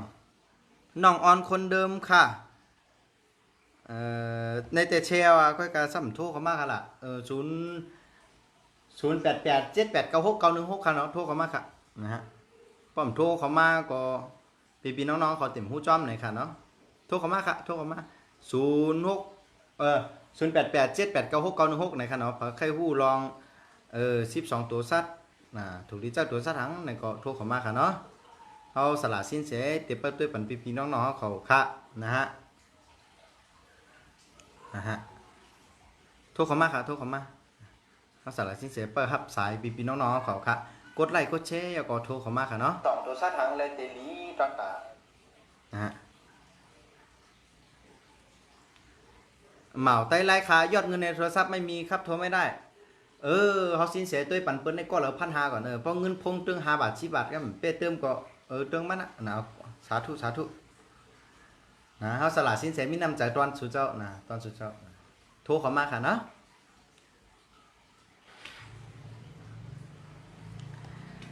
ดำแก้วก้นวันจันทร์ตาสีเฮิรนเตตาสีสังดีค่ะเขาสละสินเสียในตุ้ยนาเมืองเขาตุ้ยบ้านค่ะเพราะว่าวันจันทร์เพราะเปิงเตียงเขาสละสินเสียแล้วว่าวันจันทร์ก้นวันจันทร์เนี่ยเป็นเจ้าสีเหลืองไงเพราะก้นวันจันทร์เจ้าสีเหลืองมันกันเซ็งๆไงเพราะเป็นสัตว์ที่หรือเป็นสัตว์ที่เหมือนกันเซ็งๆกันเนาะเพราะผ่านกับหรือผ่านเหมือนกันเซ็งๆกันเนาะก้นวันจันทร์เพราะเจ้าสีเหลืองผ่านก็มีปีก็มียอมก็มีค่ะนะเพราะนั้นผ่านก็มีทุกข้าก็มีเพราะนั้นเนี่ย มาในมักมันเลยครับหลุดลาดมานาเฮือนคายิงในนาเฮือนคาใจในไหวกับจู้ตั้งออกอ้อไหวกับจู้ตั้งตุ๊กอ้อไหวกับจู้ตั้งห้องอ้อไหวจู้ตั้งจ้านอ้อไหวจู้จิงห้องอ้อจิงจ้านอ้อนั่นในก็หลุดลาดมากนะว่าลาดมากเนี่ยสินเสตีลาดปันกันเนาะกุยกะตีเต้สินเสเลยลาดกะลองตาสีเฮือนเนี่ยวายมาวาย12ตัวซัดสินเสก็มาลาดแทงกำเหมือนเนาะเอาครับพี่น้องๆขอเบอร์อีกทีครับนะฮะ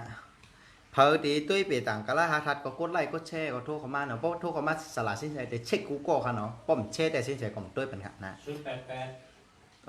หมายพงกับ0887896916ค่ะเนาะ0887896916กับหมายพงคู่มือดีคันได้นะโทรเข้ามาเบอร์ไหนครับ0887896916ค่ะเนาะไหวจูตั้งจันค่ะเนี่ยนะอันเขียนคำว่าในดำเกี่ยวเนี่ยไหวจูตั้งจันค่ะเนี่ยเนาะเพราะอ่านจอมตูนได้ก็ไหวจูตั้งจันค่ะเนี่ยเนาะอันในว่าจอมเสียงก็ลาดหน้าอันนั้นก็เขียนตัวก็มุ่นเนาะไหวจูตั้งจันค่ะเนาะแม่เอาค่ะอันใครลาดก็ลาดหาอะไรอยู่ครับเพื่อนว่าไหวจูตั้งจันค่ะเนี่ยเนาะจอยกดไลค์กดแชร์กดโทรเข้ามาถามกันเนาะสินเสียอ่านไว้สินเสียตอบครับเพราะคอมเมนต์เนี่ยนะโทรเข้ามากับหมายพง0887896916กันเนาะนะฮะจอยกดไลค์กดแชร์ก็โทรเข้ามาครับป้อมนั้นก็เฮาสละสินเสียที่ออกรายการกับเฮาค่ะนะเดี๋ยวพินหมอกคู่เมืองหลีเข้ามาครับผิดหมอกคู่เมืองหลีเข้ามาในรายการค่ะเฮาสละสินเสียนับ1 ถึง 9กันนะฮะ1 ถึง 9โอเคเฮาสละ6ก็ได้ปันโต๊ะ6กันขึ้นเฮาสละสินเสียที่นับ1 ถึง 6ป้อมมีปีน้องๆก็แล้วปุ๊บโทรศัพท์โทรเข้ามาก็เฮาสละสินเสียที่จ่อกับกันเนาะ1 2 3 4 5 6ปุ๊กออกแล้วครับมีขอโทษเข้ามาส่งครับพินหมอกคุ้มมันดีเข้ามาได้รายการครับ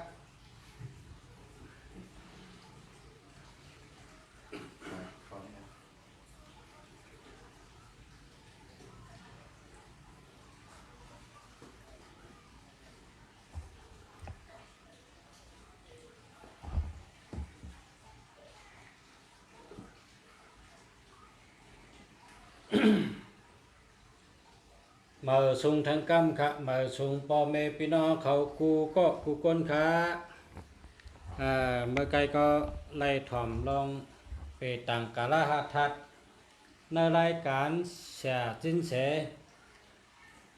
แสในก็เป็นสลาครับพ่อแม่พี่น้องเขาก้อยก็เป็นกำเขตก้อยก็เขาได้เป็นสลาเขตมันเหมือนเชิงสลาใต้ก็เองกับใต้เขาได้เพราะว่าปูสลาแต่ไรมีว่าสลาสังอานะคำพองก็แต่ว่าสลาด้วยเปตัง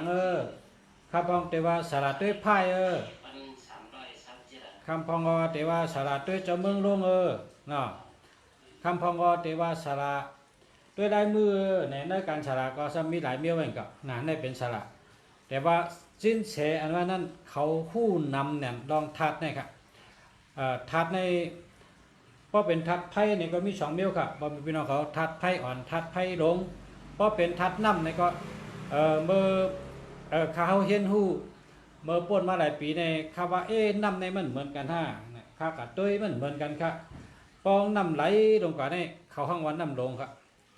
พอน้ำหยดจิกเห็นน้ำจับจอมเบอร์ยือเบอร์ยาฉะนั้นน้ำนายฉะนั้นน้ำคือกว้ายฉะนั้นกะห้องวันน้ำอ่อนใครแม่นเอาแต่เขาจะเฮ็ดไว้น้ำอ่อนน้ำลงเนี่ยเขาขับมาวนด้วยนะเพราะว่าทัดไม้เนี่ยก็ต้นไม้ลงเนี่ยก็ทัดต้นไม้เพราะเป็นยุ่มเป็นเคอสมะไม้อ่อนนะครับเขาแยกไว้จังนั้นค่ะเขาแจกเพไว้จังนั้นมันก็ว่าแดดดีขนาดเนาะแดดดีก็ว่าก้นอันเฮ็ดการสลาจิ้นแฉเนี่ยนะอันเหมือนจังหนังที่เมื่อกอกนั่นฉาบมาได้เปิ้นเฮ็ดสูงนะค่ะเปิ้นเฮ็ดเย่าเกียงประกำไตว่าอ่องตะกะโฉก็อย่างไว้จองไกเฮ็ดสลาค่ะน่ะปีญาเนี่ยเขาเตรียมมองดีนะว่านะเตรียมกูเมียวเตรียมกูลองใกล้ๆวาสนาป้านั่นน่ะเนาะเพราะวาสนาป้าทำขึ้นกับเฮ็ดสินแสแทงนี่จำบ่ได้เป็นสลากำพาครับตัวเดียวนี่นะสลากำพากำไทยว่าสลาดุมผ้า นรุมผ้านั่นกับชอนหลายเมืองค่ะกับผุยห้องเฮนหลายเมืองอ่ะกับผุยห้องเฮนชอนบันเปิ้นหลายเมืองค่ะในกำผาในนรุมผ้าเนี่ยก็เปิดเจริญเปิดห้องวางสลาดุมผ้านะมันกว่าผุยปันตะเปงไรหู้ไรหมอเนี่ยหลายเมืองกำเดียวค่ะผมเป็นพี่น้องเขากำในก็เตมาเป็นตอนเขาเสียกุ้มึงดีเตมาตุ้ยปันพอมีพี่น้องเขาก็เตย้อนเหมือนเมื่อไกลค่ะกดแชร์อันตั้งค่ะเนาะพวกกดแชร์เนี่ยก็มาถามตุ้ยว่าจ้องดีค่ะหมายพงค่ะจ้องดีค่ะจ้องมีเงินค่ะติมาถามตุ้ยก็เลยค่ะก้อยกับกดแชร์อันตั้งเย้าก็แทงเมลหนึ่งเขาก็มีโคส่องออกมานี่พอมีพี่น้องเขาเพราะว่าเผอเคยไรเผอเคยโก้ไก่เมื่อไหร่ค่ะเอาใส่ทองมานะคำมันนี้ในรายการเสียจิ้นเสียเฮาค่ะย้อนข้างเจ้าใครแต่มันนี้ให้พอมีพี่น้องเขาไรหู้ไว้สังว่าใครชองนะอันนี้นะป้นลูกอ่อนให้กลางคืนป้นหล่อนให้กลางคืนตื้นนำโลหนองต้าชังเย็นกำเดียวค่ะนะเย็นกำเดียวในนำบัดหนึ่งค่ะนะตอนให้กลางคืนเนี่ยตื้นเย็นกำเดียวแก่นะครับแก่ติ๊กๆครับเฮ็ดช่างแลว่ากัดนาเนี่ยมันปีน้องในเมืองไทยเนี่ยไต้ยนไต้ล้านนาว่าไต้เมืองเกาะปีน้องไทยเขาเนี่ยเขาเจอมาเป็นข้าวตั้งอ่านเฮงปีครับนะอ่านเฮงปีอ่ะครับเขาเจอตื้อกันมาเขามีตั้งหยุ่มย้ำว่าเจ้าแน่ๆป้อนหล่อนให้กลางคืนแน่เอากับไว้ที่อูนะครับนะเอากับไว้ที่อูครับเย็นกำเดียวครับนะตื้นเย็นกำเดียวอ่ำห้องอ่ำให้ครับใครว่าได้ลูกอ่อนกูก็โลกูก็ค่ะลูกอ่อนเกิดมาใหม่ป้อนหล่อนนอนรับดีในก็ปอเมงก็เลยนอนดีค่ะเนาะป้อนหล่อนนอนรับชอในปอเมงก็เลยนอนเย็นทั้งคืนป้อนหล่อนกำให้กำจ้านะปอเมงก็ได้รับดีครับก็แปลว่าลูกไผก็โหใจมันในขณะเนาะลูกไผก็โหใจมันโหใจปอเมได้ฮักลูกเหลือเปิ้นฮักลูกเหลือเปิ้น กุ้งปอกุ้งเมได้มีสังแตกนึงเลยก็เปิ้นกุ้งใหญ่นะก็เปิ้นฉะนั้นแหละปอเมได้ฮักลูกในเดือเปิ้นค่ะพอลูกเขานอนหลับดีช่อเนี่ยตื่นมากทำอะไรก็เย็นฉีๆนี่ก็เกี่ยวใจเชื่อใจมีดังเกี่ยวใจเชื่อใจแต่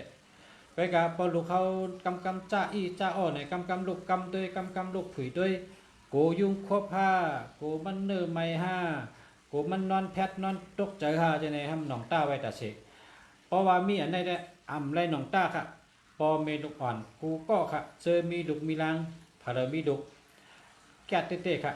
ดีเต้ๆอันไหนนะ ไว้ที่อู่ลูกอ่อนตื้นห้องให้ครับแล้วก็อันนี้ที่หนึ่งค่ะเนาะลูกอ่อนให้ในดีที่หนึ่งนะกำในซ้ำก็เลยเพอดีกันนอนเนื้อเถื่อนเนื้อคือนอนเนื้อหอยเนื้อลอยนอนหาปูหาปลาหาตัวลอยตัวเถื่อนกว่าหาเห็บหาหอนหาแทบพื้นแทบไม้กว่าเถื่อนกว่าคือกะนอนชนนอนให้กูลองกูเมียวเพราะว่ากาเถื่อนกาคือกาน้ำกาน้องกาเนื้อน้ำเนื้อน้องกาเนื้อหอยเนื้อลอยเนื้อเถื่อนเนื้อคือปลาเจ้าอันไหนก็จับตัวปะไหนนอนที่ใดก็ได้ค่ะนอนที่ใดก็ได้เพจก้อมหลอกผีก้อมหลอกค่ะนะเพจก้อมหลอกผีก้อมหลอกมีช่างหลอกค่ะก็เปลว่าเจ้าป้าในเป็นขุนหอกคำผีดังเสียงนะครับเนาะเป็นขุนหอกคำผีดังเสียงเป็นเจ้าจอมผีดังเสียงกาเป็นผีดังเสียงได้มันเป็นเจ้าจอมเปิ้นจิกจอมเปิ้นดังเสียงค่ะก็เพราะฉะนั้นได้เพราะเขาปากะเถินกะคือก่อนนอนตีไรก็ไรนอนตีไรก็ตื้นโลโก้ค่ะนะโลโก้เพียรโลโก้พีค่ะมันเปิ้นดอกหญ้าเขาเปิ้นมาโกเขาก่อนเลยเพราะว่าเขามีอันในช่องจับตัวเขา เยาก็อันนี้อันที่สองอันเนาะอันที่สามกันเนี่ยนะอันที่สามโคสองอันนี้บ่ควรเต็บไม่เต็บตอกพันไม่ใหญ่ไม่หลงนะเฮ้ยนะร้อยนะกูผีอันต้นไม้เฮ็ดกูมฮัดพันเนี่ยอำไรว่าครับอำไรกูนะตื้นได้กูครับเต็บต้นไม้พันต้นไม้เนื้อถึงเนื้อร้อยเต็บได้กูต้นเพราะป้าในจับตัวค่ะนะเย้าก็แทงเมียวหนึ่งก้นอันเฮ็ดการเปิดห้องว่าปอมจันตาย่าก่อมก้นตายอำนั้นก็เป้าป่าเหี่ยวอำนั้นก็มือปานเจ้าผ้าเจ้าหอคำนั่นอันป้าเลี้ยวดงเหี่ยวก็เปิดเตียบเป็ดก้นอันมีตังพิษนั่นนะกำไตเฮาเด้คนว่าหึมหัวพอตังไทยเด้เปิดห้องเพชรจักขัดก้นอันแหวกไว้เลี้ยวดงเหี่ยวก็นุ่งโคเหลียงให้เป้าจอมเจ้าหอคำเขาเป้าจอมเจ้าผ้าเขานั่นนะพอตัวเนื้อสามจุ่มในแต่หันหนึ่งกันนะอันนั้นน่ะโกนเหตุการณ์เมื่อนั้นนะเปิดเอากล้องคอไว้กูก็ค่ะนะเปิดเอาหอยคอไว้กูก็พอเหตุการณ์เย้าก็จับตัดเจ้าจับแปดเจ้าเนี่ยก็มันมาหลอกมันมาเก้าค่ะอำไรกูหังผีมันมาเก้าผีมันมาหลอกอำไรกูซ้ำแทงเมียวหนึ่งโกนเฮาปกว่าเลยเด้กว่าหันโกนตายมานอนก็จับตาไว้ติ๊กๆนะจับเจอติ๊กๆพอกลับมาในนอนเฮก็หันติ๊กๆหันในตาติ๊กๆเนี่ยว่ะนั่นน่ะพอเอาในสองจับตัวในตึ้มหันเอาค่ะกว่าหันก็มันมานอนรับดีนะมันหันใจก็มจับตาก็มจับมานะมันเป็นโคสองดีอันนี้ดีเต้ๆกันเนาะในอันรัดมาในมี3-4 เมลในแล้วก็แก้เต้ๆในเป็นอันโคสองอันดีเจ้าไปจับตัวกว่าตั้งเลยก็เป็นอันดองเผ็ดว่าผีว่าต่อสูงมิกสาวฉะนั้นตึ้มได้โกหังผีปุ่งผีลิ้นผีป่าเหี่ยวว่าผีดอนปกว่าฉะนั้นได้โกเมียวผีต้นไม่ต้นตอกฉะนั้นได้โกสังก็ว่าเจ้าเฮาในเป็นเจ้าหอคำผีทั้งเสียงป้าในจับตัวในเป้เปิ้นหมดนะเป้ผีทั้งหลายแล้วก็ศึกปืนศึกปืนกับเนี่ยอันนี้เป็นเมื่อไกลในรัฐเนี่ยนำกัดมันอันว่าพี่น้องไทยเขาใจมาเป็นลายเฮงปีเจนซักสืบตามลามมาก้นสืบก้นไม่สืบไม่เปิ้นก็ต่อแต่ใครในกันเนลิกเนลายมาก็กลับปันเมื่อเดียวได้มันในตัวเดียวก็ตัวใน YouTube ก็สู่เจ้าหันกูก็พอสู่เจ้าตัวเขากัดตัวเจิญหมอกำไทยได้เขากัดตัวละมันกัดกะหือมันแคมกะหือมันดีกะหือเนี่ยเปิ้นก็ออกลัดกันกูวันกันเนาะมันดีเตะกันเนาะแล้วก็เพราะว่ากูเปิ้นเฮ็ดเฉอเฮานะ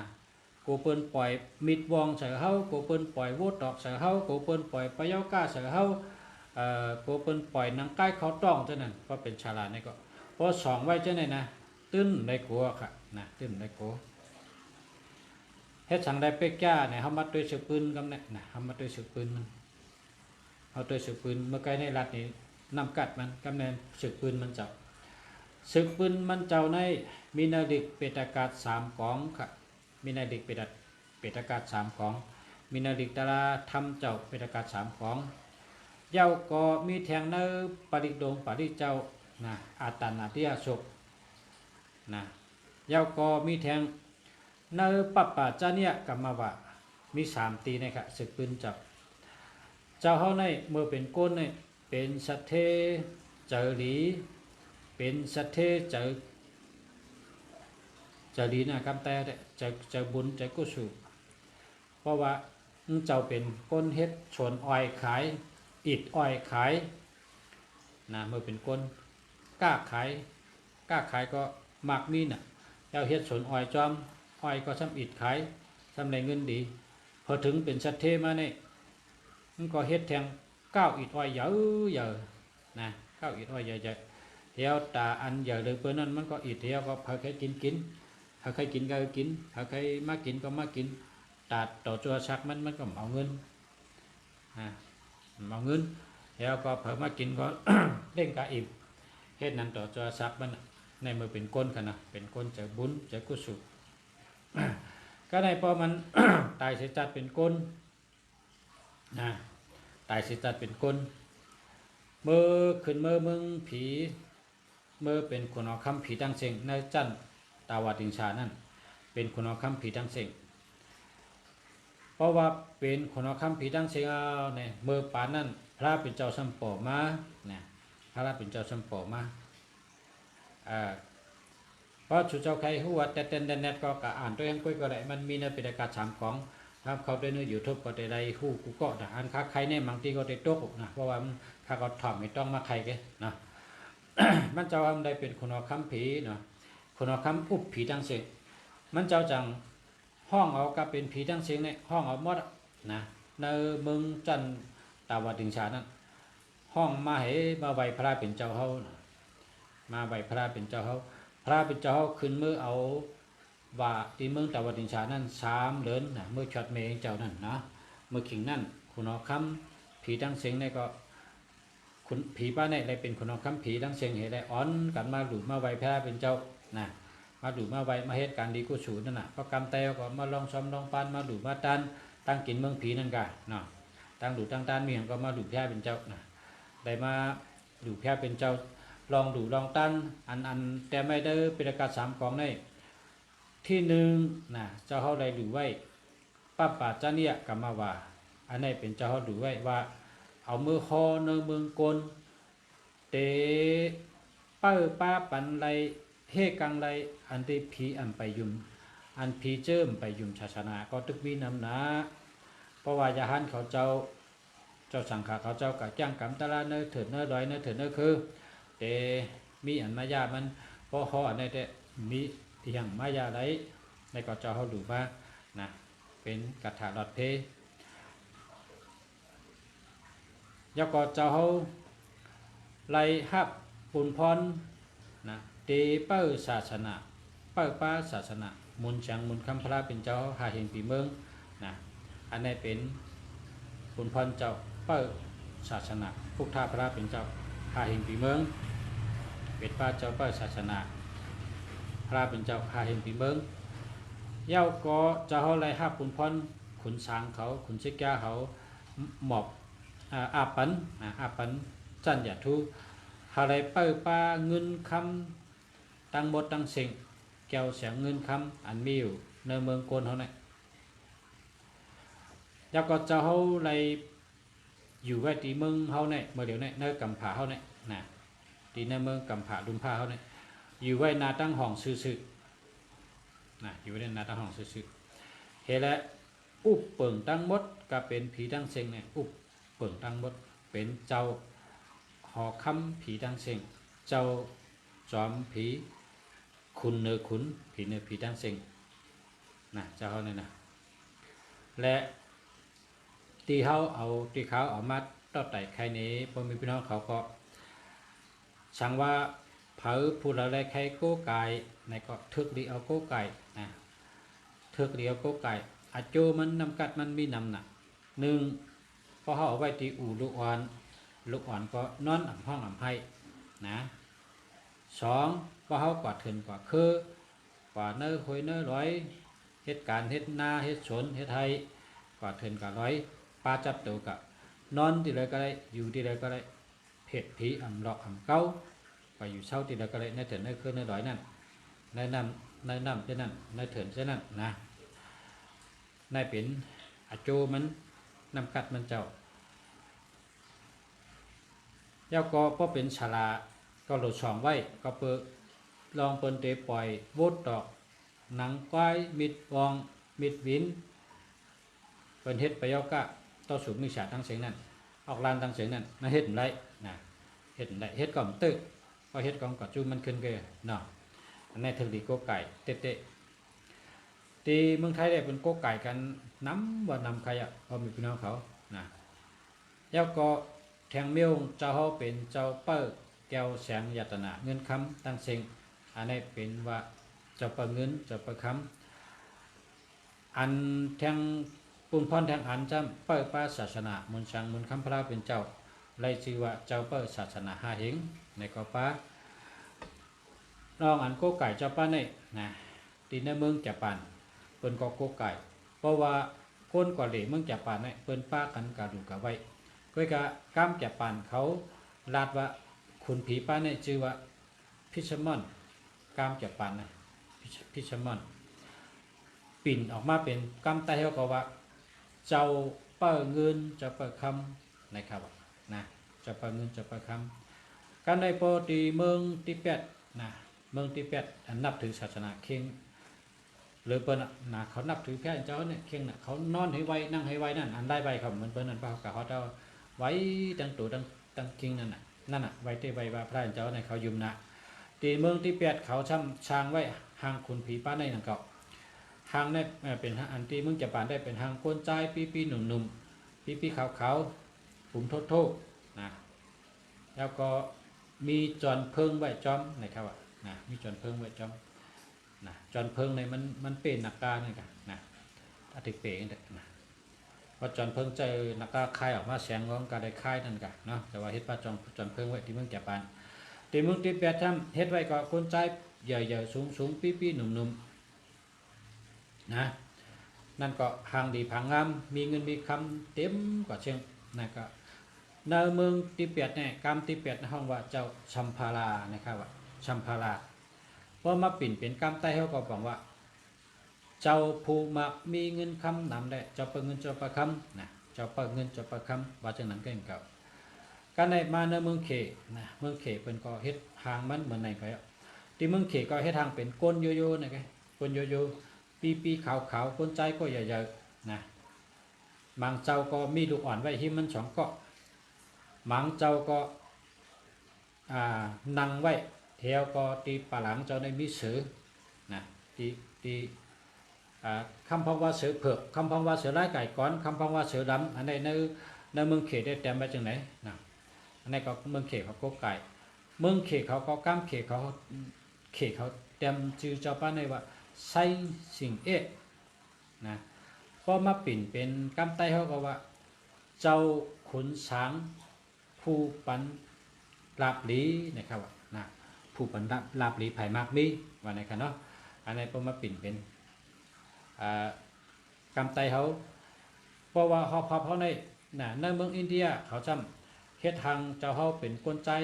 ปีหนุ่มๆขาวหวานหูยาวหวานหูยาวหวานหูในยาวพังหัง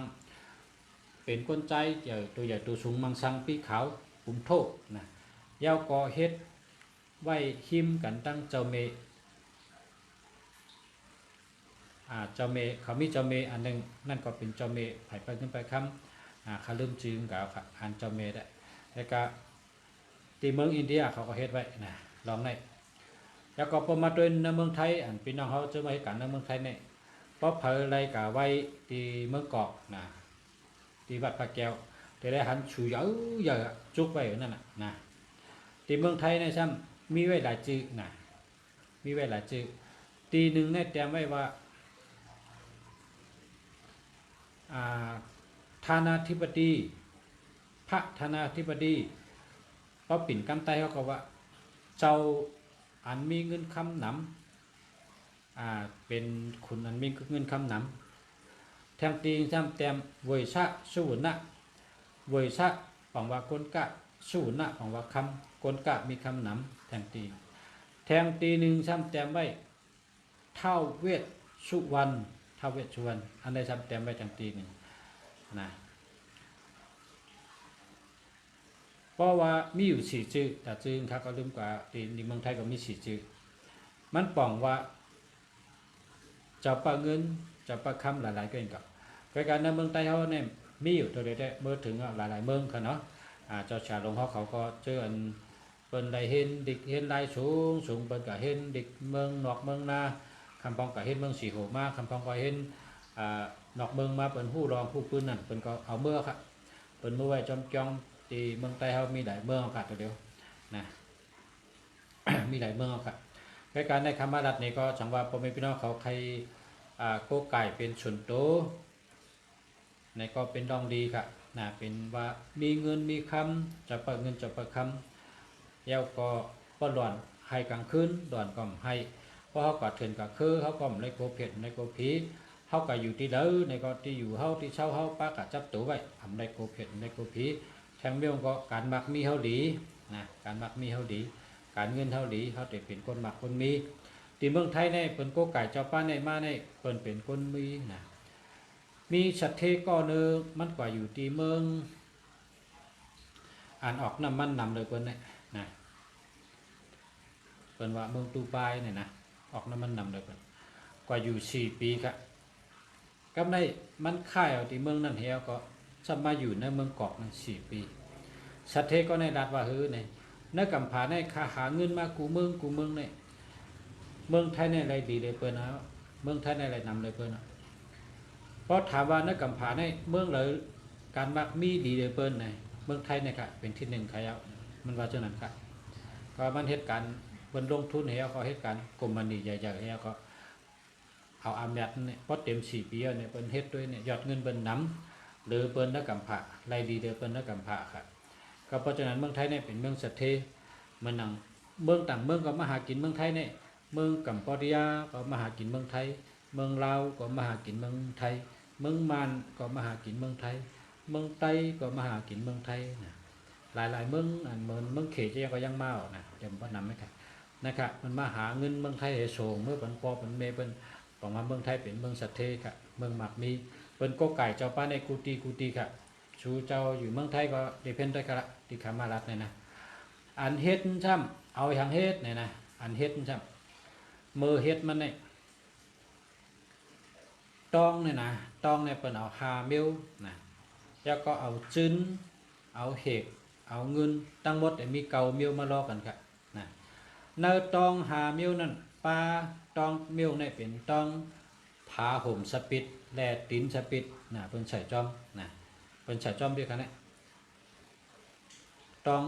ตามิลนะเป็นผาห่มสปิดแลตินสปิดในระวังแมทนะเพราะเป็นดูคำมาอันคำสั่งคำจ้างเป็นเก็บไว้ในเพื่อนขึ้นเอากันรอเฮ็ดอันใดกะเนาะบางอันเตป้าหิ่งเขาคลองลองเขาจี้เจเขาฉะนั้นขนาดอันเก่าๆจังเป็นเอาขึ้นเอากันรอนั่นเนี่ยให้ใดต้องเหจื้นเหเงินเหเหตุ5 มิลนะเพิ่นต้องเป็นเจ้าล่อค่ะอำนั้นก็9 มิลนะครับที่เบิ่งในเขาเอามาให้ได้9 มิลเหจังไกมาอ่องเฮ็ดเปิงมันเฮ็ดปลอกมันเหี่ยวจังไกหลอกมาเหี่ยวได้ปั่นกันเอากว่าติจ้องให้มนเจ้าเขาตั้งเจ้าสังขาเขาเจ้าเปิ้นช่างเจอนั่นก็กำเตวเด้เปิ้นเอาไม้ในโถงกว่าเหี่ยวก็ทำกับกูตั้งเหี่ยวเอาเขาเจ้าไว้ในกลางป้างเอาสังขาเจ้ามาฉดมาห่อฉดมนต์นะมาห่อเหนะตีจ้องอันเปิ้นเฮ็ดนี่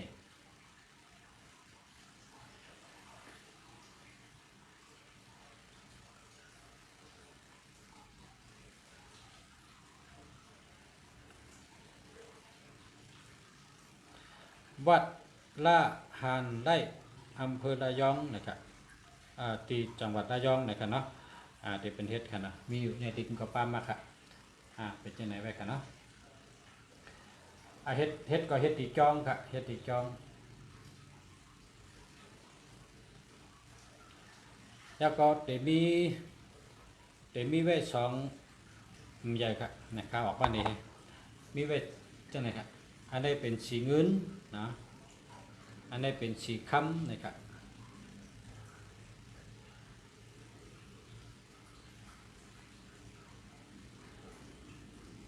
อันนี้สังว่าพ่อแม่พี่น้องเขาได้อันนั้นก็เขาโก้กายเขาช่องเนี่ยนะกับสืบมาที่เขาจากคุ้มเมืองลีนะกับสืบมาเขาครับกับสืบมาเลยกูกินกูย่ำครับนั้นโทรมาญาเสียทิ้นเสก็ได้โทรมาญาครับก็ได้มันเหมือนกันครับอันนี้เป็นเจ้าปลาเงินเจ้าปลาคำในกันเนาะเจ้าปลาเงินเจ้าปลาคำครับห้องว่าเจ้าปลาเงินเจ้าปลาคำอันนี้เป็นไว้จังไหนครับเนาะแต่ฐานนั่งในมีตัวเล็กไว้ครับอันนี้มีจื้อจะไว้กำเดียวครับ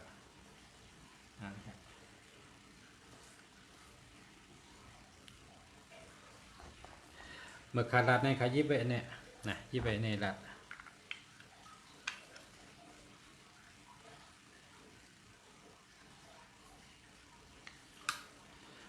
ส่กรอบเฮ็ดได้ป้าจื้อวัดจื้อจ้องกับคำเดียวกันเนี่ยใส่กรอบ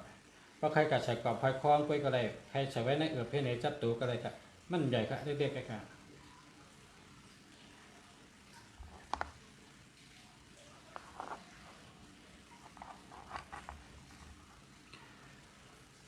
ข้าวยำก็ตึกมีน้ำครับกำในไรอุบลองอันเฮาคักไข่ดัดนี่พอมีพี่น้องเขาก็ไรอุบกว่าเยอะนะเจียคือเจียคือในก็อยู่ดีเจอพอมีพี่น้องเขาก็กะเฮาคักได้มีนาทีมาป่องลาดนี้ซึ่งไหนก็นะเจียค่าเจีย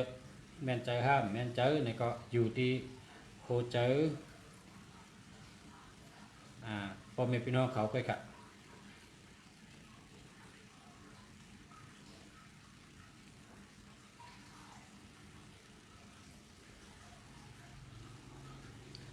เอาค่ะพอเคยหันดีๆฮะ หันดีว่าเสร็จสิ้นเสียเอายุกจำฮะเอายุกชิมกวางฮะ อย่ามายกลูกกูมาเดียวไปไม่ยกตอน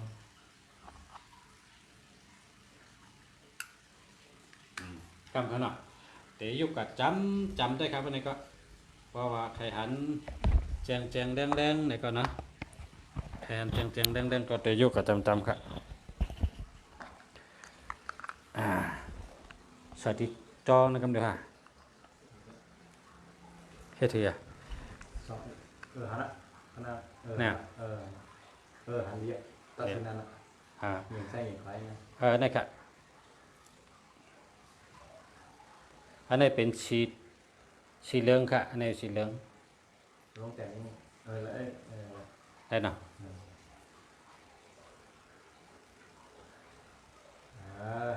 อันเดียวเนาะเนี่ยทำในวัดที่เป็นเฮ็ดจ้องที่เป็นเฮ็ดค่ะปลาจือจ้องคำเดียว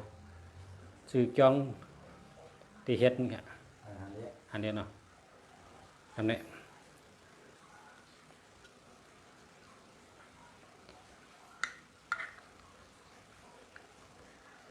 เนาะตอนนี้เนี่ยนะครับได้เป็นสีขาวครับสีขาวในห้องว่าสีเงินนะครับมาไกลห้องสีค้ำกับในห้องสีเงินนะเล็กๆใกล้ๆเล็กๆไว้จับตัวจับคิงค่ะ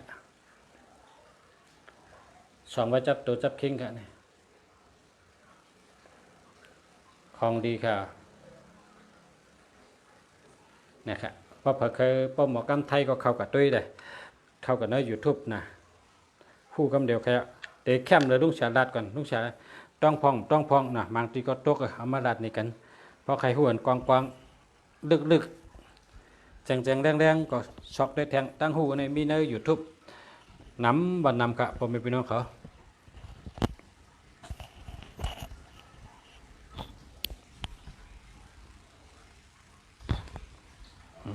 ใส่กันไหนก็ได้กำในก็อันไข่อุบไข่ลาดก็อุบลาดกะเย้าค่ะก้อยกะข้าวยำก็มีแทงนำอยู่สั่งว่าใครถามมาจังเหก็ถามอะไรคะเนาะคนแชร์เย้านี่ก็อูใจ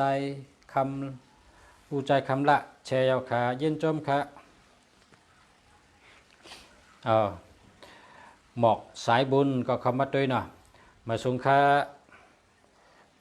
ปีหมอกสายบุญในเป็นคนใจดีเป็นคนมีน้ำใจดียามได้หันกันปอกสองปอกเป็นคนเจอบุญเตะๆนี่แหละออกคายินจมคามาสงคา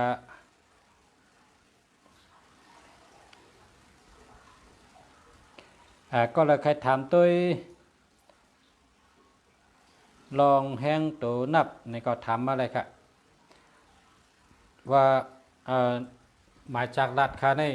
จอมมันดีเนี่ยเนาะก็ขาก็ตัวมาปียาวเข้าหึงอ่ะนะหลายปีก็ก้นหูก็มีตั้งน้ำมองก็เคยการสั่งว่ากึดก็เลยใครถามในก็ถามได้ครับอำนั้นก็ใครถามตัวลองโจจตาเป็นฮือค่าในก็ถามได้ครับเคยการพอติดถามเฮาแชร์อันตั้งนะพอแชร์ของไปถามได้ครับ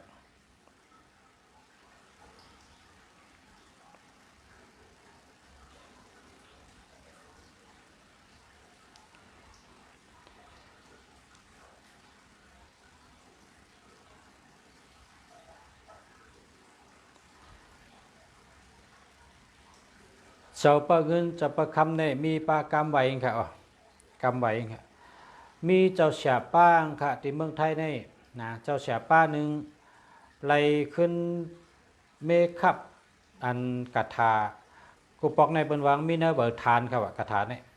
มีเนื้อเบอร์ปีเบอร์ทานเบอร์ตุ้ยนี่กะนะเบอร์ปีเบอร์ทานวันนั้นเป็นเตรียมใบตกขายหายเฮเจ้าเสียป้าในขึ้นมาขับขึ้นเข้มๆให้ก็เป็นปับออกมาเจ้าเสียป้าในจีว่าเจ้าเสียลงค่ะเจ้าเสียจันโตนะครับเอาโลชื่อเสียงลังค่ะเพราะว่าอันเจ้าเสียป้าในเอาล้อแท้ก็กับภาวนาหลายตีค่ะกับภาวนาเนื้อถึงเนื้อร้อยเนื้อถึงเนื้อคือกับภาวนาได้ตีก้นยำแผวว่าตียุ่งน้ำตีตัวชัดให้เจ้าเนี่ยเจ้ากับภาวนาไรกุฏิค่ะก็อยู่ไรกุฏิเจ้าเสียป้าในค่ะนะชื่อเสียงลังเต๊ะๆค่ะ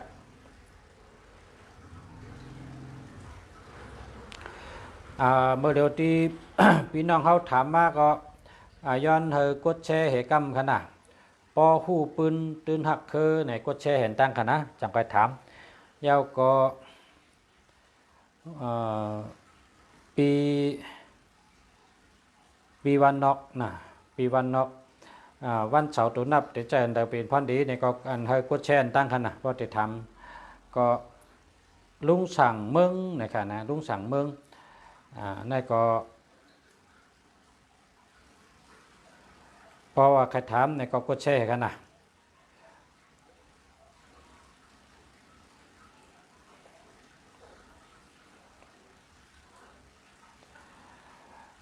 มนเจ้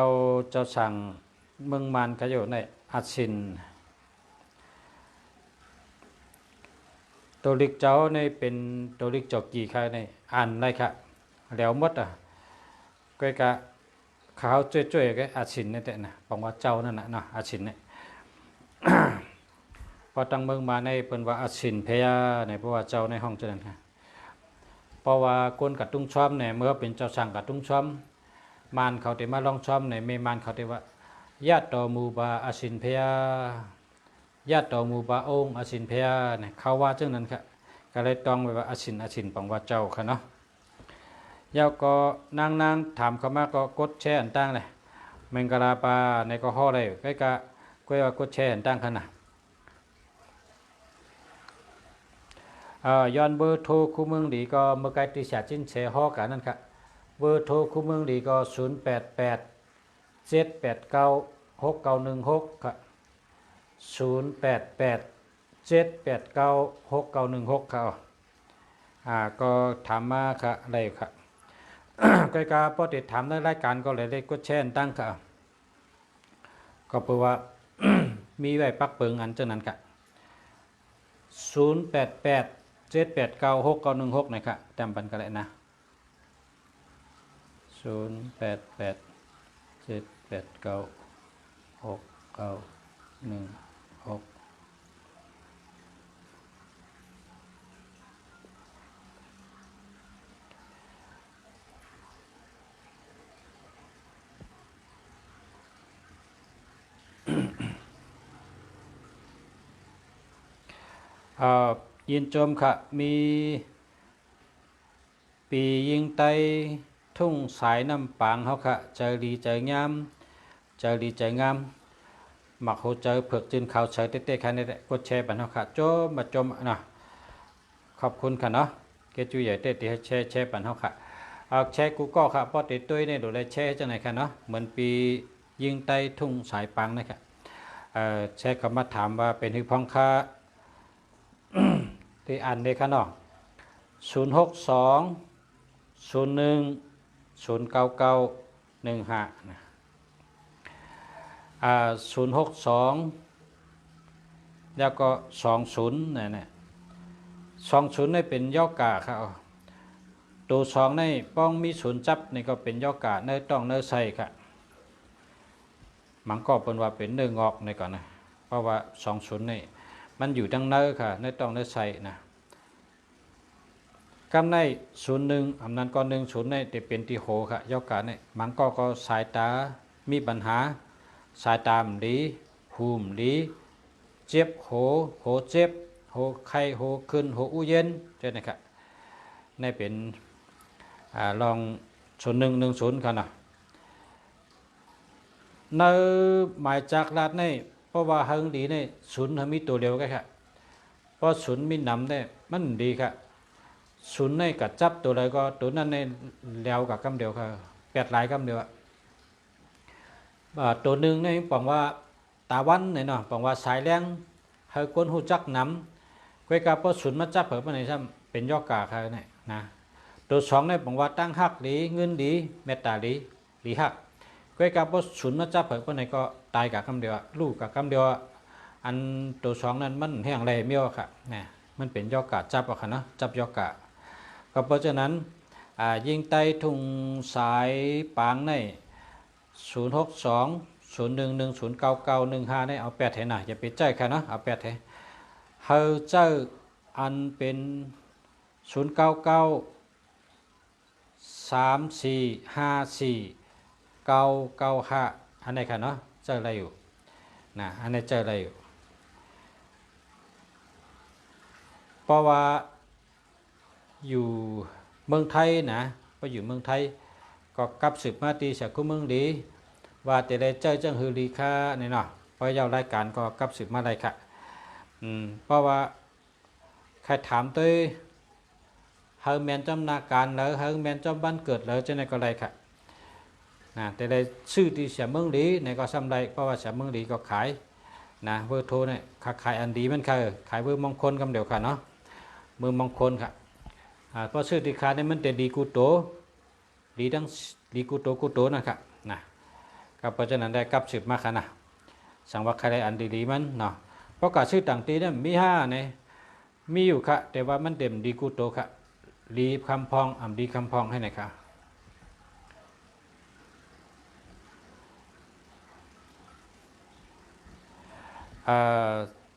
เพราะว่าปีใจใครถามนะก็กดแชร์เห็นนะพอกดแชร์ก็ติดตัวปนค่ะน้องแอนเนี่ยนะอันนี้ก็แชร์เห็นนะสายไตเนี่ยก็แชร์เห็นนะเพราะว่าใครถามเนี่ยก็กดแชร์เห็นค่ะนะพอกดแชร์เห็นได้ด้วยบันไดค่ะต่างกงแสงให้อันตั้งนะต่างกงแสงให้เอาห้องไปด้วยปันโดยรายการเสียจิ้นเฉในไรพอนดีหลายมิวค่ะเรียกว่าหมักนะหมักในนำตอนพอนดีมันเหมือนหนังว่าเมื่อผูกเขาด้วยมือในเขาถอมใบมือในนะเมื่อผูกในเขาดีกว่าตั้งเลยเขามีลาบในเขาก็ได้คู่ไว้อะเมื่อผูกเขาได้เสือซื้อสีหางเขาเป็นห้าเขาในก็ซ้ำคู่ไว้อะนะได้พอนดีนอกเสียนั้นก็มาด้วยแทงเมื่อหนังเขาเสียกู้มึงดีก็ลัดลองโตนับลองแห้งโตนับถัดโตนับอันเท่าดูเจ้ากูวันค่ะมือถือเนี่ยนะความไตเป็นว่าพงเนี่ยเนาะเจ้าพงคนเมืองใต้เขาในคำมือหลีมาในเป็นว่าพงเนี่ยอะไรค่ะนะหมายพงนำปัดพงนะนำปัดพงเมื่อว่าคืออะไรล่ะเนี่ยเขาห้องถามกันอ๋อบนห้องพงเมื่อกูบอกเขากับผู้ว่าใต้ห้องสังนะเขาเยืองจำไทยน่ะไทยในโทรศัพท์นะครับนะ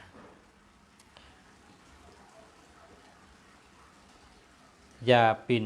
ใจหักสูนะยินจมค่ะ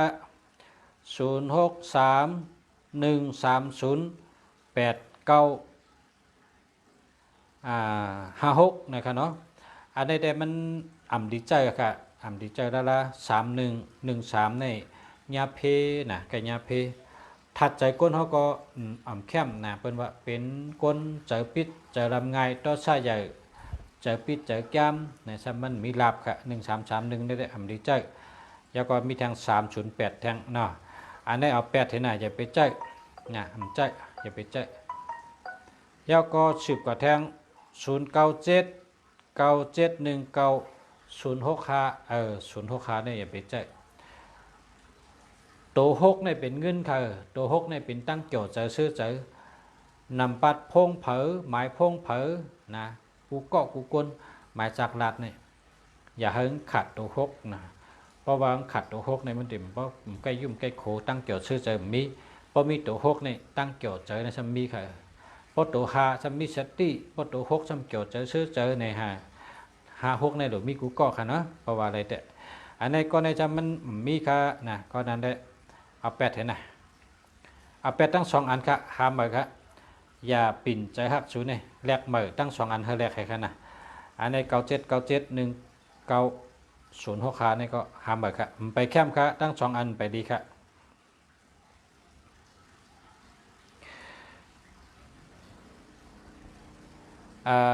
นางตีเต็มขึ้นมาในก็หันออกไปก็กดแชร์เห็นบ่ใครตัวก็กดแชร์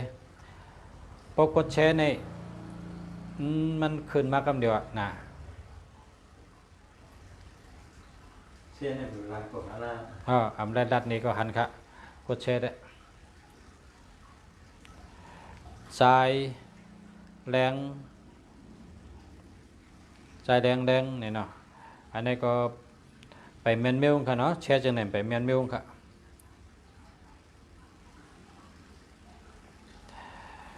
น้องแอนอันนี้ก็ไปเมนเมลค่ะเนาะไปเมนเมลค่ะ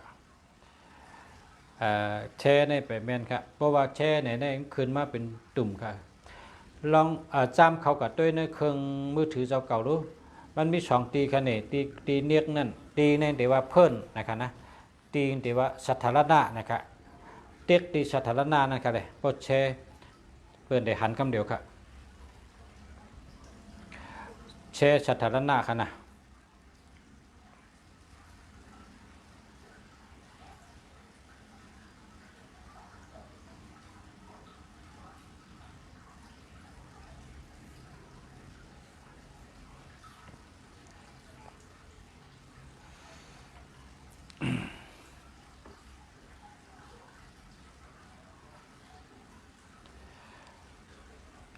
ป้อนไหนก็ข้าวย่ำก็เต็มก่อยาวค่ะพอเมพี่น้องเขาค่ะเนาะพบกันวันอิดวันออดเฮ็ดก็กันกูวัน1 วัน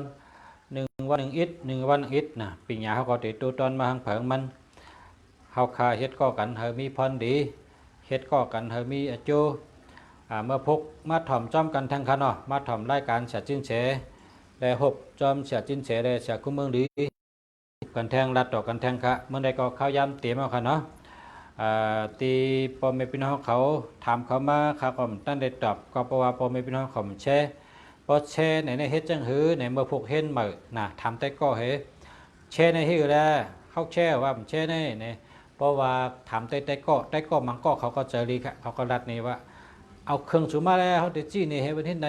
เพราะเฮ็ดไหนได้เปิ้นหันกำเดียวเพราะแช่นี่นะมันโดดเต็กตีสาธารณะนั่นค่ะกดตีนั่นเฮาก็แช่นะเพราะเขาแชร์สาธารณะในมันคืนกำเดียวเขาเฮียเขาคาแต่ได้ด้วยปันกันเนาะว่าเบอร์เขาจ่องดีเบอร์เขาจ่องมีเงินจ่องรอดเพจ่องมีปัญญาตั้งหักจ่องดีเขาก็ได้ด้วยปันชูเจ้าเขาชูเจ้าเลยเจอก็เขาหูที่ปองมันหัวที่ปีมันนะพอเขาเลยเจอเบอร์เลยอันเลยเมียวเลยเขาหัวที่ปองมันหูที่ปีมันเขาก็โจจะเชื่อใจกันเนาะ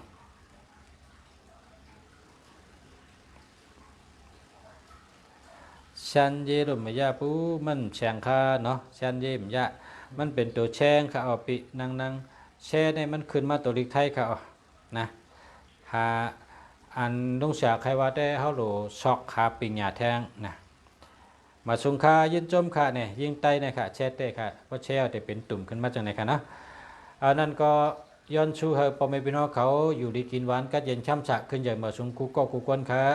มาสุงเฮอยู่ดีมีเงินห่างดีกึกปืนกูก็กูกวนค่ะมาสุงค่ะ